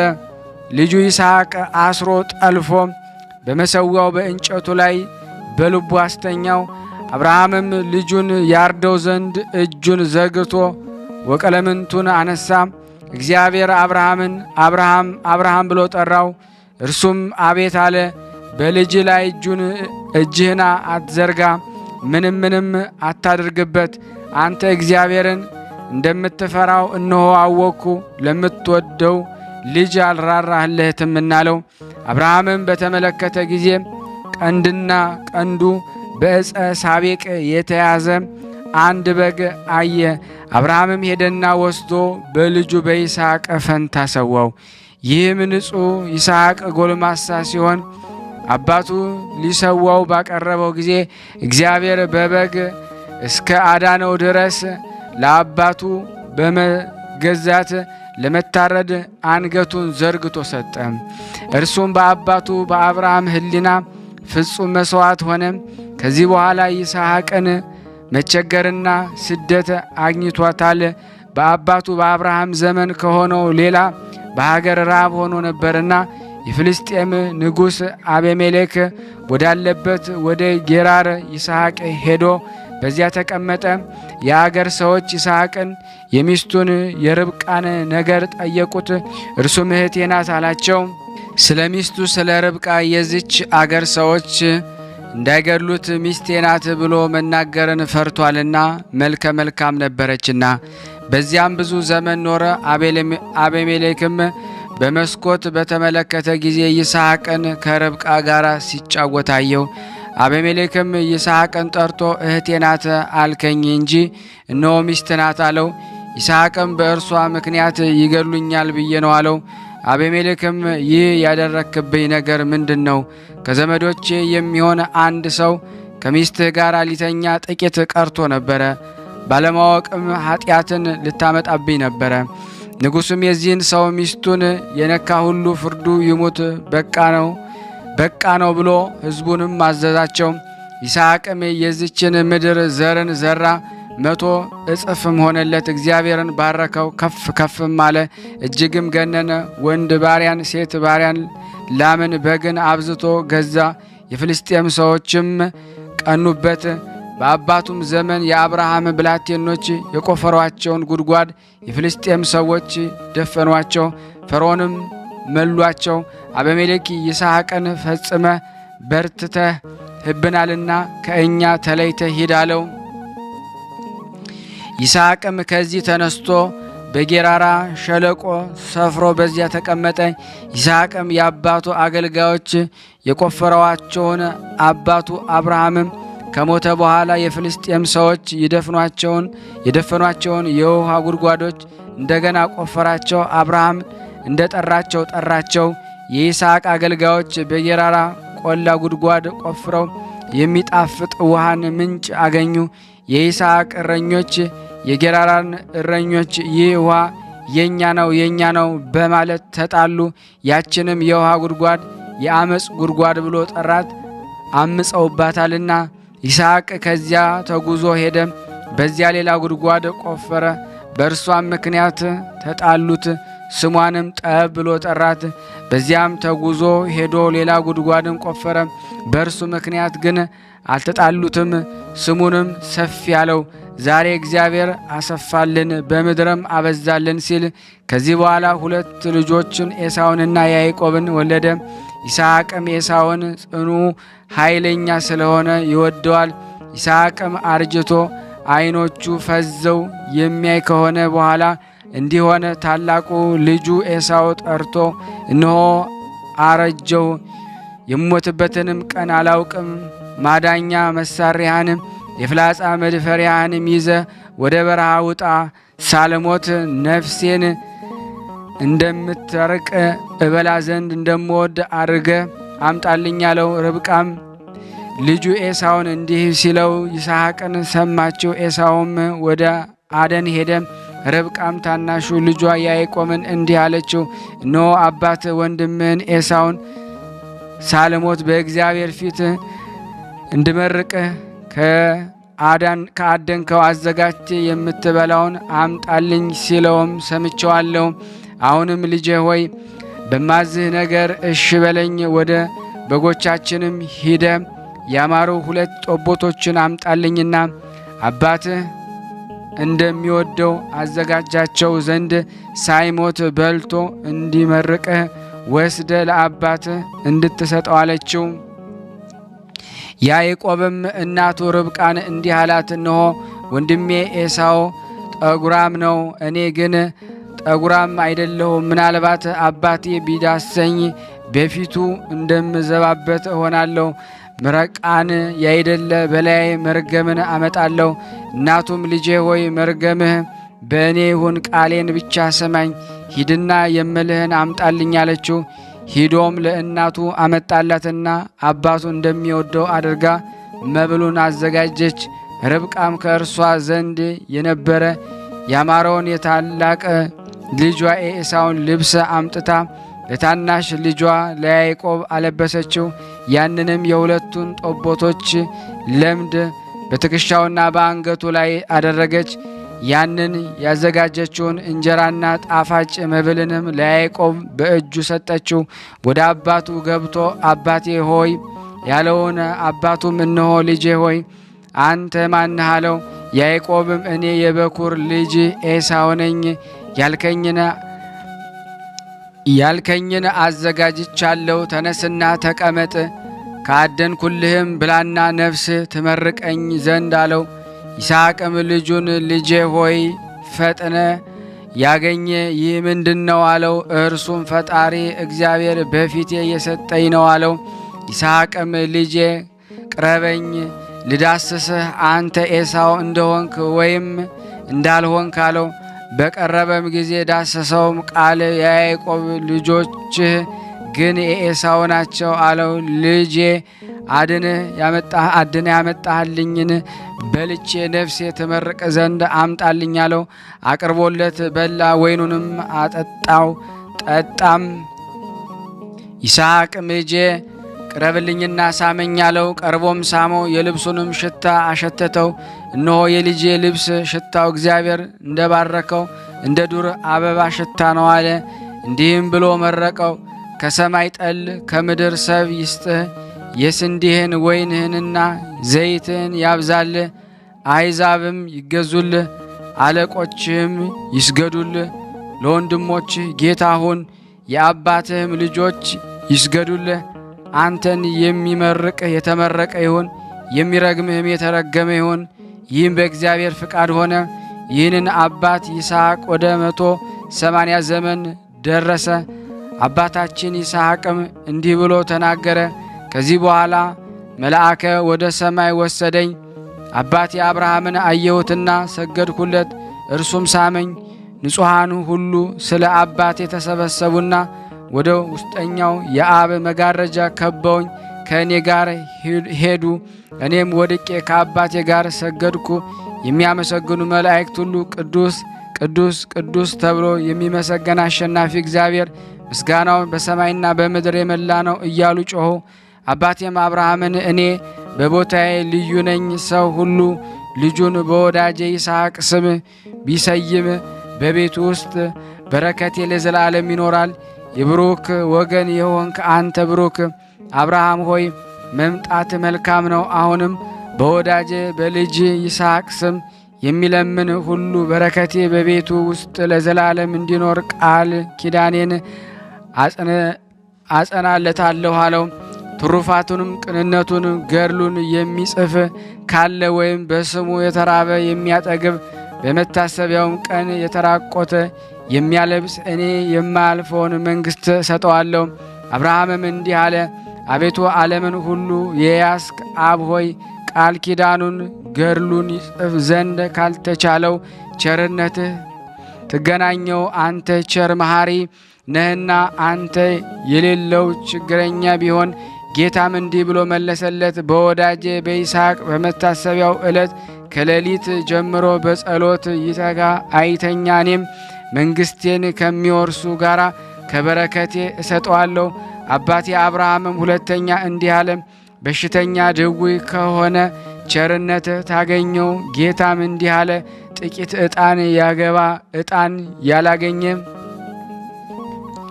አባቴም አብርሃም ሁለተኛ እንዲህ አለ፣ በሽተኛ ድውይ ከሆነ ቸርነት ታገኘው። ጌታም እንዲህ አለ፣ ጥቂት ዕጣን ያገባ ዕጣን ካላገኘ የቃል ኪዳኑ መጽሐፍ ፈልጎ በልጅህ በወዳጄ ይስሐቅ መታሰቢያውን ቀን ያንብበው። ማንበብ የማያውቅ ከሆነ ወደሚያነብለት ሂዶ እሷን አስነብቦ ይስማ። ከዚህም ይህንን ማድረግ ካልቻለ ወደ ቤቱ ገብቶ ደጁን ይዝጋ፣ እየጸለየ 100 ስግደቶችን ይስገድ። እኔም የሰማይ የመንግሥት ልጅ አደርገዋለሁ። ለቁርባን የሚሆነውን መብራትን ያገባ እኔ ያልኩትን ሁሉ የሚያደርግ እርሱ የመንግሥተ ሰማያትን ርስት ይቀበላል። ቃል ኪዳኑን ገድሉን ትሩፋትን ለመጽሐፍ ልቡን ያበረታውን እኔ ስሙን በሕይወት መጽሐፍ እጽፋለሁ። በ1000 ዓመት ምሳ ላይም ይገኛል። እግዚአብሔር ይህንን ብዙ ነገር በተናገረ ጊዜ ያዕቆብ አይቶ በመደንገጥ ነፍሱ ተመሰጠች። ይስሐቅም ያዕቆብን አንስቶ ልጄ ሆይ ዝም በል አትደንግጥ ብሎ ጠቀሰው። ከዚህ በኋላ ሳመውና በሰላም አረፈ። ከኤሞር ልጆች በገዛው እናቱ ሳራ በተቀበረችበት በአብርሃም መቃብር ተቀበረ። ለእግዚአብሔር ምስጋና ይሁን፣ እኛንም በይስሐቅ አማላጅነት ይማረን። በረከቱ ከእኔና ከእናንተ ከሁላችን ሕዝበ ክርስቲያን ላይ ጸንቶ ለዘላለሙ ይኑር አሜን። ያለ ሐሰት። ከዚህ በመቀጠል ደግሞ ስንክሳር ዘወርሃ መስከረም 28 ቀን በሥላሴ ስም አነባለሁ። አንድ አምላክ በሚሆን በአብ በወልድ በመንፈስ ቅዱስ ስም መስከረም 28 በዚች ቀን ቅዱስ አባዲርና እህቱ ኢራኢ በሰማዕትነት አረፉ። ይህም ቅዱስ ለአንጾኪያ መንግስት የሰራዊት አለቃ ለሆነ ለፋሲለደስ የእህቱ ልጅ ነው። እርሱም አባቱ መንግስት የሰራዊት አለቃ ነበረ። በውስጡም የሚጸልይበት እልፍኝ አለው። ከሌሊቱም እኩሌታ ክብር ይግባውና ጌታችን ኢየሱስ ክርስቶስ ተገለጠለትና እንዲህ አለው፣ የሰማዕትነትን አክሊል ትቀበል ዘንድ እህትህ ኢራንን ይዘ ወደ ግብፅ አገር ሂድ አለው።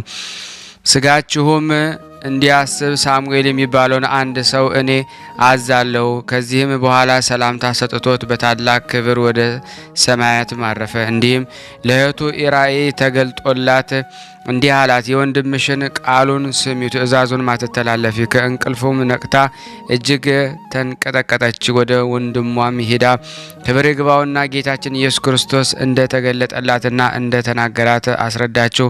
እጅግም ደስ አላቸው። ክብር ይግባውና ጌታችን ኢየሱስ ክርስቶስ ስሙ ወደ ግብፅ አገር ሄደው ደማቸውን ያፈሱ ዘንድ በዚህም ምክር ተስማሙ። የቅዱስ አባዴር እናቱም ይህን ነገረ ባወቀች ጊዜ ልብሷን ቀዳ ለቀሰች። ከበሮቿም ጋራ ወደ ቅዱስ አባዴር መጥታ በሰማዕትነት እንዳይሞት ታምለው ጀመረ። እርሷም ስለ ሰማዕትነት ነገር ዲዮቅልጥያኖስን እንዳይናገረው ማለት በዚያ ጊዜ ከለቅሷ ታግሶ ጸጥ አለችው። ሌላ ጊዜ ቦታም ሂዶ በሰማዕትነት እንደሚሞት ግን አላሰበችም። ቅዱስ አባዲርም በየሌሊቱ ሁሉ እንዲህ የሚያደርግ ሆነ። ልብሱንም ለውጦ ከቤቱ ይወጣል። በወህኒ ቤት ላሉ እስረኞችም ውሃ በመቅዳት ያጥባቸዋል። እስከሚነጋም እንዲህ ያደርግ ነበረ። የሚጠብቀውንም እንዲህ ብሎ አዘዘው፣ ይህን ለማንም አትናገር። ይህንን ነገር ብትገልጥ እኔ ራስን በሰይፍ ቆርጣለሁ አለውም። ከዚህም በኋላ ቅዱስ አባዴር ተነሳ። እህቱንም ኢራኢንም ይዞ ወደ ግብፅ አገር ሄዶ እስክንድሪያን ደረሰ። ከወታደሮቹም ያውቁት አሉ፣ አንተ የሰራዊት አለቃ ጌታችን አባዴር አይደለህም? እንዲህ አሉት። እርሱም ፈገግ ብሎ ብዙዎች እንዲህ ይሉኛል፣ እኔ ግን እመስላለሁ ይሆናል እንጂ እርሱን አይደለሁም አላቸው። በዚህም ወደ ሌላ ቦታ ሄደ። በዚያም እንደ ቀድሞ እርሱ አባዴር እንደሆነ ተናገሩት። እርሱም አይደለውም ይላቸው ጀመረ። ከዚህም በኋላ ከእስክንድሪያ ከተማ ወጥቶ ወደ ታላቋ የምስር ከተማ ሄደ። በዚያም ከአባ አበከረዙን ጋራ ተገናኝተው ከእርሱ ቡራኬን ተቀበለ። ከዚህም ወደ እስሙናይ ደርሰው ከዲያቆን ሳሙኤል ጋራ ተገናኙ። በማግስቱም ወደ እንጽና ከተማ ሄዱ። በመኮንኑም አርያኖስም ፊት ክብር ይግባውና በጌታችን ኢየሱስ ክርስቶስም ታመኑ። መኮንኑም ጽኑ ስቃይን ሊያሰቃየው ጀመረ። ቅዱስ አባዴር በስቃይም ውስጥ ያጸናቸው ዘንድ ወደ እግዚአብሔር ለመነ። ያን ጊዜ ጌታችን የእርሱን ነፍስንና የእህቱን ነፍስ ወደ ኢየሩሳሌም ሰማያዊት ወስዶ ሰማዕታት የሚኖርበትን የብርሃን ቤቶችን አሳያቸውና ከዚህም በኋላ ወደ ስራቸው መለሳቸው። መኮንኑም ማሰቃየቱን በሰለቸ ጊዜ ራሳቸውን በሰይፍ እንዲቆርጡ አዘዘ። ራሳቸውን ከሚቆርጧቸው በፊት መኮንን አርያኖስን ቅዱስ አባዲርን እንዲህ አለው፣ አንተ ማን እንደሆንክ ስምህን ማን እንደሆነ አንተም ከወዴት እንደሆንክ ትነግረኝ ዘንድ በፈጣሪ አምልሃለሁ አለው። ቅዱስ አባዲርም በነገርኩ ጊዜ ራሳችን እንዲቆርጡ ያዘዝከውን ትእዛዝ እንዳትለውጥ አንተም ማልልኝ አለው። መኮንኑም ማለለት። ያን ጊዜ የሰራዊት አለቃ እኔ አባዲር ነኝ አለው። መኮንኑ አርያኖስን እንዲህ ብሎ ጮህ፣ ወዮልኝ ጌታዬ ሆይ በአንተ ፈንታ እኔ ልሞት ይገባል። ይህን ሁሉ ጽኑ ስቃይን እስካሰቃይህ ድረስ አንተ ጌታዬ እንደሆንክ እንዴት አላስረዳኸኝም? ቅዱስ አባዲርም አንተም እንደኔ በሰማዕት ሞት ዘንድ አለህና አትዘን፣ አሁንም ምስክርነታችንን በፍጥነት መፈጸም አለብን ብሎ መለሰለት። በዚያን ጊዜ ራሳቸውን በሰይፍ ይቆርጡ ዘንድ አርያኖስን አዘዘና እርሱንና እህቱን ኢራንን ቆረጧቸው። ያማሩ ልብሶችንም ዘርግተው ገነዟቸው። ዲያቆን ሳሙኤል የመከራው ወራት እስከሚያልፍ ወደ ቤቱ ወስዶ አኖራቸው። ከዚያም በኋላ ያማረች ቤተ ክርስቲያንን ታነጸችላቸውና ስጋቸውን በውስጡ አኖሩ። ከእርሳቸውም ታላቅ ድንቆች ታምራት ተገለጡ። ለእግዚአብሔር ምስጋና ይሁን፣ እኛንም በቅዱሳኑ ሰማይ ጸሎት ይማረን። በረከታቸው ከኔና ከእናንተ ከሁላችን ሕዝበ ክርስቲያን ላይ ጸንቶ ለዘላለሙ ይኑር አሜን። በዚህም ቀን የኬልቅዮስ ልጅ ቅድስት ሶስና አረፈች። ዜናዋም እንዲህ ነው። ይቺ ቅድስት ሶስና በባቢሎን የሚኖር ስሙ ኢዮአቄም የሚባል አንድ ሰው አገባት። እርሷ እጅግ መልከ መልካም የሆነች ፈጣሪ እግዚአብሔርን የምትፈራው ነበረች። እናትና አባቷም ደጋግ ነበሩ። ለልጆቻቸውም ሙሴ የጻፉትን ኦሪትን አስተምረዋት ነበረ። ባሏ ኢያቄም ግን እጅግ ባለጸጋ ነበረ። በቤቱም አጠገብ የተክል ቦታ ነበረው። ከሁሉ እርሱ ይከብራል ነበርና አይሁድ ወደ እርሱ ይመጡ ነበረ። ኃጢአት ከባቢሎን አገር ሕዝቡን እንጠብቃቸዋለን የሚሉ ከግብዞች ወገኖች እንደ ወጣቶች እግዚአብሔር ለእነርሱ የተናገረባቸው ግብዞች የሆኑ ሁለት መምህራን በዚያ ወራት ታዩ። እነርሱም በኢያቄም ቤት የለመዱ የሚያገለግሉም ናቸው። የሚፈራረዱ ሁሉ ወደ እርሱ ይመጡ ነበረ። ሕዝቡ ሁሉ ወደ ቤታቸው ከገቡ በኋላ ቀትር በሆነ ጊዜ ሶስና ወደ ባሏ ተክል ቦታ ገብታ በዚያ ትመላለስ ነበረ። ገብታ በትመላለሰች ጊዜ እነዚያ መምህራን ሁል ጊዜ ያዩዋት ነበርና ተመኝተዋት ልቦናቸውን ለወጡ። ሰማይንም እንዳያዩ ዓይኖቿንም ግልብጥብጥ አደረጉ። ሰማያዊ እግዚአብሔርን እንዳያስቡ እውነተኛ ሕግን አላሰቡም። ሁለቱም ሁሉ ወደዷት፣ ፈቃዳቸውን መናገርም አፍረዋልና አሰባሰባቸው። በልቦናቸውም ያለውን ነገር አልተናገሩም። ይደርሱበትም ዘንድ ይወዱ ነበር፣ ያገኟትም ዘንድ ሁል ጊዜ ይጠብቋታል። እንዲሁም አንዱን የምሳ ጊዜ ነውና ወደ ቤታቸው እንግባ አለው። በየራሳቸውም ተለያይተው ሄዱ። ተመልሰውም በጎዳና አንድነት ተገናኘው። ሁለቱም ያዩ ያንን ጊዜም ፍላጎታቸውን ተናገሩ። ብቻ ለብቻ እሷን የሚያገኝበትን ጊዜ ተቃጠሩ።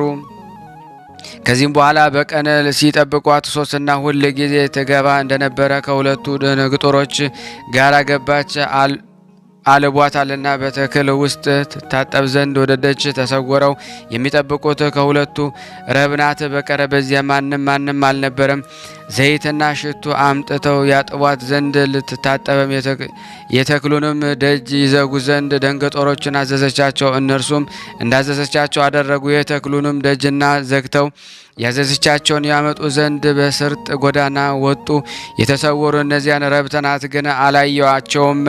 እነዚያ ደንገጦሮች ከወጡ በኋላ ሁለቱ ረብናት ተነስተው ወደ እርሱ አሮጡ። እነሆ የተክሉ ደጅ ተዘግቷል፣ የሚያየን የለምና እንድረስብሽ ዘንድ እንወዳለን፣ እሺ በይን አሏት። እሷ ካልሆነ ከአንቺ ጋር ሰውን እንዳገኘን ተናግረን እናጣላሻለን። ስለዚህ ደንገጦሮቹን ከአንቺ አሰጥተሽ ስደደሽ። ሶስናም አለቀሰችው። በሁሉም ፈጽሞ ተጨነቅሁ። ባደረገውም እሞታለሁ፣ ባላደርገውም አልድንም።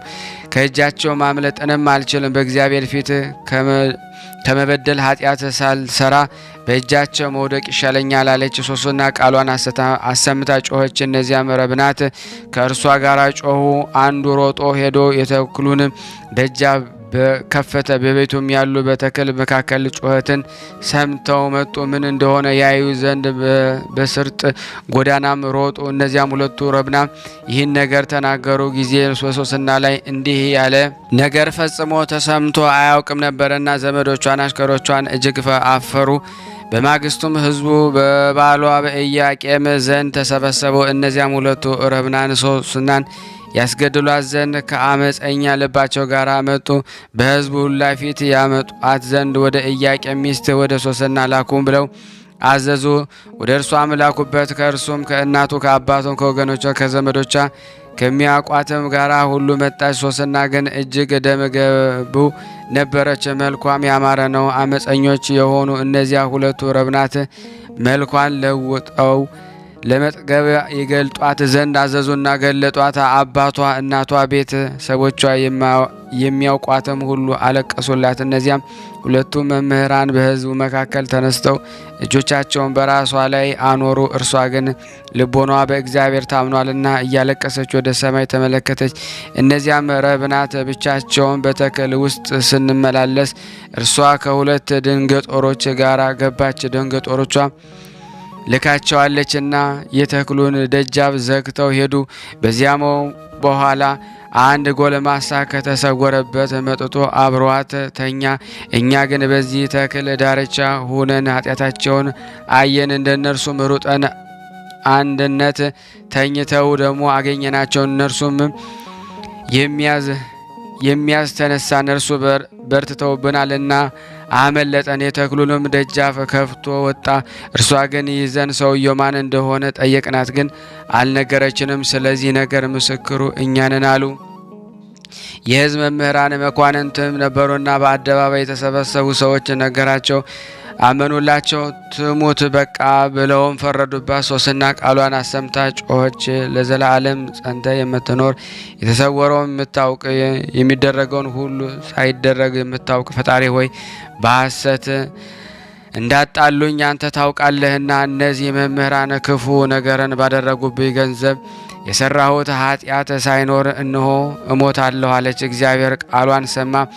ይገድሏት ዘንድ ሲወስዷት እግዚአብሔር ስሙ ዳንኤል በሚባል ልጅ ላይ ልቦናን አነሳሳ። እኔ ከዚች ሴት ደም ንጹሕ ነኝ ብሎ ቃሉን አሰምቶ ተናገረ። ሕዝቡም ሁሉ ወደ እርሱ ተመለሱ። አንተ የምትናገረው ይህ ነገር ምንድነው? አለ። ዳንኤልን በመካከላቸው ቆሞ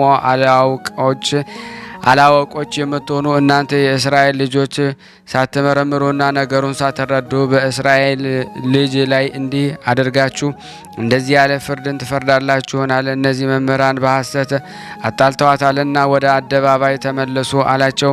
ሕዝቡም ሁሉ እየሮጡ ወደ አደባባይ ተመለሱ። አለቆቹም ዳንኤል እግዚአብሔር አንተን አልቋሃልና በመካከላችን ተቀምጠ ተናገር አሉት። ዳንኤልም የራሳቸው አራራቃችሁ አቁማችሁ እኔም ልመርምራቸው አላቸውና አንዱን አራርቆ አቆማቸው።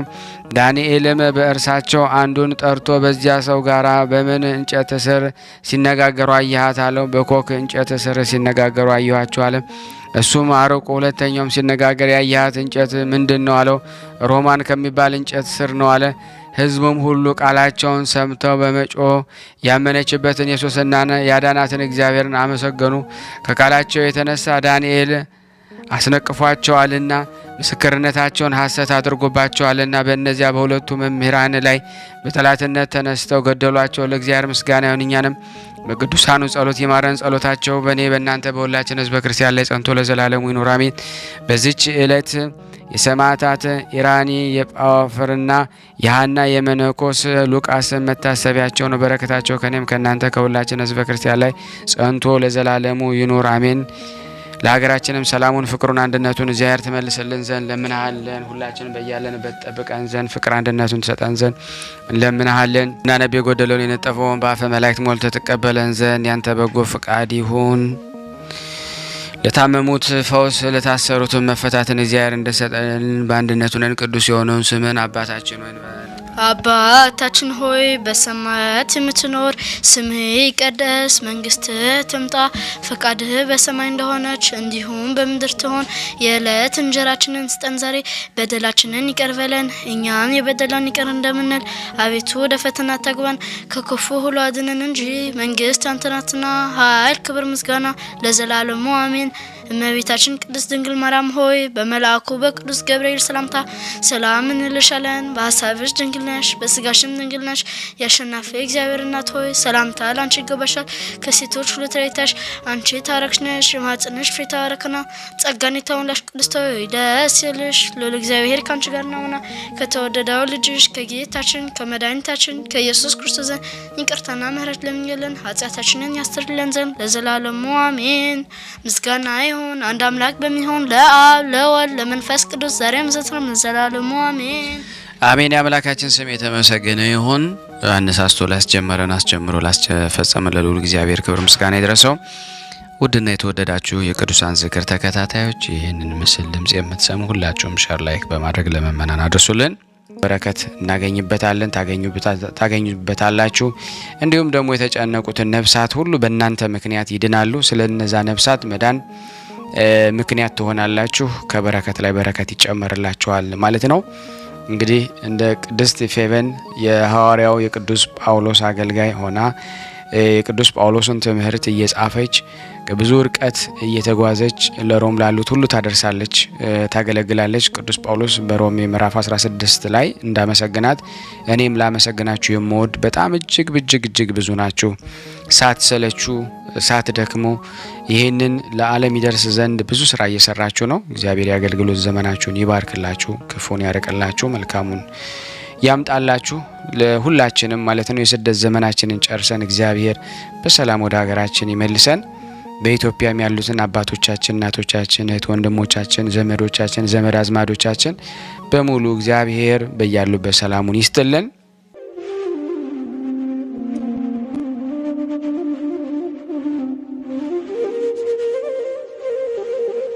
ይኸው እየተመገቡ ነው የሚገኙት።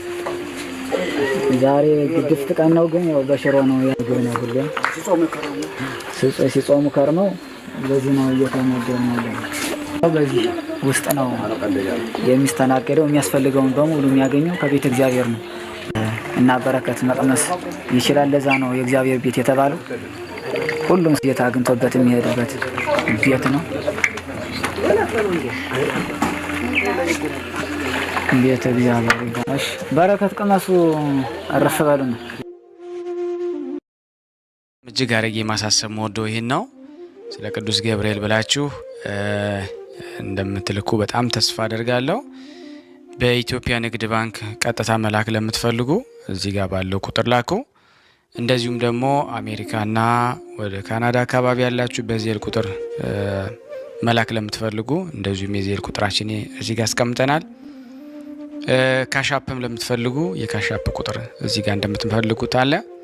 እንደዚሁም ፔይፓል በፔይፓል መላክ ለምትፈልጉ በሁሉም መልኩ አለላችሁ። እንግዲህ የምትችሉትን ያክል እየላካችሁ የላካችሁትን የብር መጠን በዋትስአፕ ቁጥሬ 004177977462 ደረሰኞቻችሁን እየላካችሁ እንግዲህ እናመሰግናችኋለን ማለት ነው። ክብር ያደለልን። በጣም እናመሰግናለን። በስመ አብ ወወልድ ወመንፈስ ቅዱስ አሐዱ አምላክ አሜን። በስመ አብ ወወልድ ወመንፈስ ቅዱስ አሐዱ አምላክ አሜን። በስመ አብ ወወልድ ወመንፈስ ቅዱስ አሐዱ አምላክ አሜን።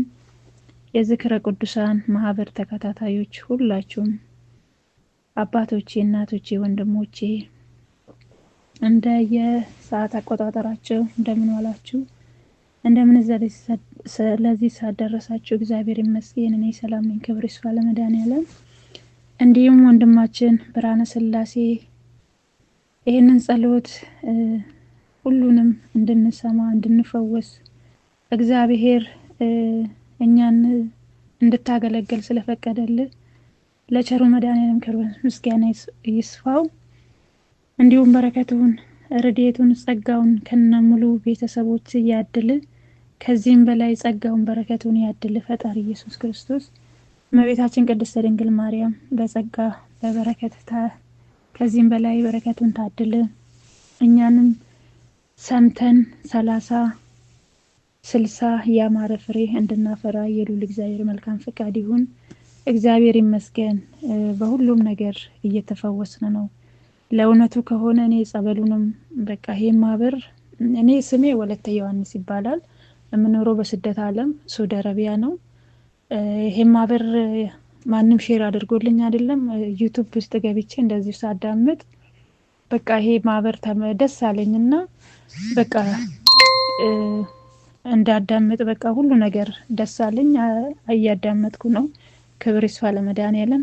ደግሞ ጸበሉንም አዘጋጅቼ እንዲሁም በሰውነቴ የምታጠብ በሌላ ጀሪካን አስቀምጬ ጠዋት በሱ ታጥቤ እንዲሁም ጸበሌንም ጠጥቼ ጸሎቴን አርጌ ነው የምወርደው። 3ኛ ፎቅ ላይ ነው የምሰራው።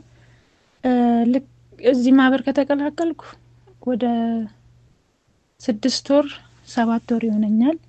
እግዚአብሔር ይመስገን ለሁሉም ነገር። ክብር ይስፋ ለመድኃኔዓለም። መጀመሪያ ላይ ስመጣ በጣም ስራ ከብዶኝ በቃ የሆነ ልጃቸው አለ ጎረምሳ ነው የ26 ምናምን ዓመት ይሆናል። በጣም ጥጋበኛ ነበረ። እኔ በቃ እየሰራው ለእውነቱ ከሆነ ለፈጣሪ ነው የምናገረው። ሆዴ ሁሉ እስከሚቀስል ጉልበቴ እስከምዝል ነበር የምሰራው።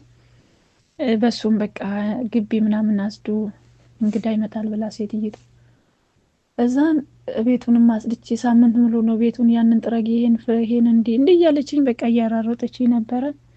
እዛን ግቢ ጠቧለችን። የልጇ ሰራተኛ ደግሞ ፎቅ ላይ ነበረች። ከዛን ከሷ ጋር ጠቡ ተባልና ወጣው። ልክ ልወጣ ስል ሻይ ያፊ ያለኝ። እዛን እሺ ብዬ ያችኛዋ ደግሞ በቃ ሴትይቷ ሳትሆን የኔ አሮጊት ናት ያዘዘቻት እንደ በቃ ቶሎ እንድናጥብ ብዬ እኔ ከሷ ጋር ግቢውን ለማጠብ ሄድኩ። ልክ ያንን ግቢ አጥቤ ቆሻሻ ጥለን በጣም ደክሞኝ ልብሴ ሁሉ ርሶ ነበረ። የታልሻ ያለኝ በር ላይ ጠብቆኝ በቃ ከዛን አፈላለሁ እንደዚህ ምን አገባኝ እኔ ስለ ግቢው ስለምኑ ምናምን በቃ ብሎ ቆሻሻ ምናምን ብሎ ተሳደበ። ከዛን እንባዬን ጠርጌ ምሳ ሰጥቼው ነበረ። የሚሳውን ትሪውን ምናምን አንስቼ ልክ በቃ ይሄንን 3ኛ ፎቅ ላይ እንዴት እንደወጣው አላውቅም። በቃ እዚህ ስዕል ነበረኝ፣ የእመቤታ የኪዳነ ምሕረት ስዕል ነበረችኝ፣ መጽሐፍ ቅዱስ አለኝ፣ ውዳሴ ማርያም እንዲሁም የመላኩ ቅዱስ ገብርኤል የሰማዕቱ ቅዱስ ጊዮርጊስ ስዕሎች አሉኝ። በዛ እነሱ ፊት ለፊት በቃ በጣም አለቀስኩ። ቀኑ ደግሞ ሞርቆሪዎስ ነበረ። ከሌሊቱ ግን ያው 3 ሰዓት ነው። ለአቡነ ሀብተ ማርያም ነገርኩት። ሀብትዬ ደግሞ ሀገር ቤትም በጣም ፈውስ አድርጎልኝ ነበረ። ጆሮዬም በጣም ያመኝ ነበረ። ከጆሮዬ ውስጥ በጣም ይጮህ ነበረ። ለአቡነ ሀብተ ማርያም ተስዬ ለእውነቱ ከሆነ ወር ሳይደርስ ነው በቃ ያንን ጆሮዬን የሚፈወስልኝ ሀገር ቤት። ዘና አሁንም ሀብትዬ ትላንትና ከኔ ነበርክ፣ ዛሬም ከኔ ጋር አትለይ፣ ይሄን ጥጋበኛ ገጽጽልኝ፣ ለአቤል አንተ ይታይ ለሰው አይደለም ብዬ በጣም በቃ ለእውነቱ ከሆነ በጣም ነው ያለቀስኩትና ከዛን ክብር ይስፋ ለአቡነ ሀብተ ማርያም። ሴትይቱ ደውላ ጠራችኝ። ምንድነው በነግሪያት ነበረ ወደ ላይ መጣው እንደዚህ ብሎኝ ብዬ እንደተናደድኩ አይታለች። ከዛን ደውላ ጠራችኝና እሱንም ጠራች። በጣም ነው የሰደበችው ለእውነቱ ከሆነ አንተ ቆሻሻ ምናምን እንዴት ሰራተኛ እንዴት አደርጋታለህ? ምግብም ስትሰጣ በር ላይ ትወርውርልህ እንዳትናገራት፣ ሂድ ውጣልኝ፣ ተከራይተህ ውጣ አንተ ምናምን ብላ በጣም በቃ ብዙ ነገር ብላ ተሳደበች። ወይኔ ሀብትዬ እኔ ጌታ ክብር ምስጋና ያንተ ይሁን። ያ ድካሜ ያ እንባይ በቃ በደቂቃ ጠረገልኝ። እሷ እንደዚህ ስትል ድካሜ ሁላ ጠፋ በቃ። ከዛን ለአቡነ ሀብተ ማርያም ክብር ምስጋና ያደረሰ ብዬ በፍቅር በሰላም ይኸው አሁን ወደ 9 ወሬ ነው። 3ኛ ወር ላይ ምናምን ነበረ እንደዛ የተናገረኝ። በሰላም በጤና እየሰራው ነው እና ይሄንን ጸበል ሳዲቁን ወንድማችን ሲያስተላልፍልን በጣም አዳምጣለሁ። ክብር ይስፋ ለመድኃኔዓለም። ጸበሉን በጣም ፈውስ ነው። እግዚአብሔር ይመስገን። በሱ ሰውነቴን ታጥቤ ስወርድ ልክ ገና ልጅነት ነገር ነው የሚሰማኝ። ለእውነቱ ከሆነ ድካም ምናምን ልም ብሎ ጠፍቶ ፈጣሪ ኢየሱስ ክርስቶስ ድካምን ከእግሬ በታች አድርግ ብዬ ጸሎቴን አርጌ ሁሉ ነገሩን ወንድማችን እንደሚያስተምረን አርጌ በቃ ስወርድ በጣም ብዙ ነገር ነው። እንዲሁም ደግሞ አገር ቤትም ልጅ ሕፃን ነበረች፣ ሶፋ ላይ ትጫወት ነበረ። እዛን ሶፋው ላይ ስትጫወት ሶፋ ኤልናት መሬቱ ሲሚንቶ ነው። ለአመት በዓል ብለን ምንጣፍ ነበረ፣ ምንጣፉን አንስተን እዛን ልጅቷ የአርሴማ ዕለት ነው፣ ያን ቀን አርሴማ ነው፣ ጥቅምት 6 ማለት ነው። የተወለደችው ጥቅምት 19 ነበረ። እሷ ግን የወደቀችው ደግሞ ጥቅምት 6 የአርሴማ ዕለት። እዛን ሶፋ ላይ እንደዚህ ያዣት እየተባባልን እህቷም ነበረች። እዛን ልጅቷ ልክ ቱኳንዶ የሚጫወቱት ልጆች ራሱ እንደዛ አይገለባበጭም። ተከረባብታ ልጅቷ በጭንቅላታ ነው ቆማ እንደገና በወገቧ ወደቀች። ከዛን እንዴት ከመሬት እንዳነሳናት አናቅም። የአርሴማ ልክ በቃ እኔ ብድግ አድርጊያት ወደ ውጪ ነው የሮጥኩት። አርሴማ አርሴማ አርሴማ ልጄን አርሴማ ልጄን አሉ። ሰው ጎረቤት በቃ አርሴማ ጠፍታ እኮ ሱቅ ምናምን ሄዳ በዚህ ሌሊት ማን ነው አርሴማ የሚጣራ? ወደ 2 ሰዓት ምናምን ይሆናል የሚጣራ ምንድን ነው ብለን ነበረ ሰምተናል ነበረ ያሉኝ። ከዛን እኔ በቃ ልጅ ወርቃብኝ ነበረ። ልክ ከምሬት ሳነሳት እማዬ ብላኝ ነው እንደዚህ አንገቴ ስር ድግፍ ያለች። ከዛን ጸበል ነበረን የሚካኤል ያዌ የስላሴ የኪዳነ ምሕረት ነበረ። ግን በቃ ያንን ጸበል የማን እንደሆነ አናቅም። ጸበሉን ብቻ ርጭት አረኳትና ሰማይቷ አልኳት። ሰማይቷ ልጄንም ከሞት አዳነችልኝ። ልጄ ተፈወሰች፣ ተናገረች። ዝም ብላ አፏን በቃ ለ3 ደቂቃ ለ5 ደቂቃ ምንም ያልተንቀሳቀ ምንም ትንፋሽ የሌለ ነፍስ ዘራችልኝ። እልል ብላችሁ ሰማይቷን አመስግኑልኝ። እንዲሁም አጋዕዝተ ዓለም ሥላሴ ቤቴ ጨረቃ ቤት ነበረ። እስከ ዛሬ ክንፉን ዘርግቶ ቤቴ ላይ ነው ያለ። ስንት ጨረቃ ቤት ሲፈርስ አጋዕዝተ ዓለም ሥላሴ እንዴት ሰርቼ እንዴት እንደመጣው ካላባት ልጆች የማሳድግ ነኝ። አባቴ ያደራን ብዬ እምባዬን ሁልጊዜ ለስላሶች እነግራለሁ በእንባ እስከ ዛሬ ቤቴ ላይ ቆሞልኛል። አሁንም ደግሞ ካርታው ምንም ወደ እጄ እንደሚደርስ ከስላሴ ላይ ተስፋ አድርጌ ነው ያለሁት። ስላሴ ደግሞ አያሳፍረኝም። እንደውም ይሄን በቃ ብዙ ቤት ከአጠገቤ ሲፈርስ አልፈረሰም። ይሄንንም ስለስላሴ ክብር ምስጋና ያደረሰው ልል ብላችሁ አመስግኑልኝ። በእመቤቴ ማርያም ከዚህም በፊትም ታላቅ ልጅቷን ፈውሳልኛለች። የኔ ጻድቃን ሰማዕታት ሚካኤል የእህቴ ቤትም እንደዚሁ አጥሩን አፍርሶ ቤቱን ሊያፈርሱ ሲሉ ደርሰን ቅዱስ ሚካኤል ጠርቼበት እስከ ዛሬ ዝክሩን ታዘክራለች በየዓመቱ። ቅዱስ ሚካኤል ጥላ ሆኖላት እህቴ ቤትም ላይ እሱም ተርፎልናል። ቅዱስ ሚካኤልን ልብላችሁ አመስግኑልኝ። የኔ ብዙ ነገር ነው ብዙ ነገር ነው የተደረገልኝ። ጻድቃን ሰማዕታት ኡራኤል ሁሉም ነገር ብዙ ነገር አድርጎልኛል። ሪከርድ አላበዛም፣ በጣም ይቅርታ ወንድሜ ብርሃነ ስላሴ።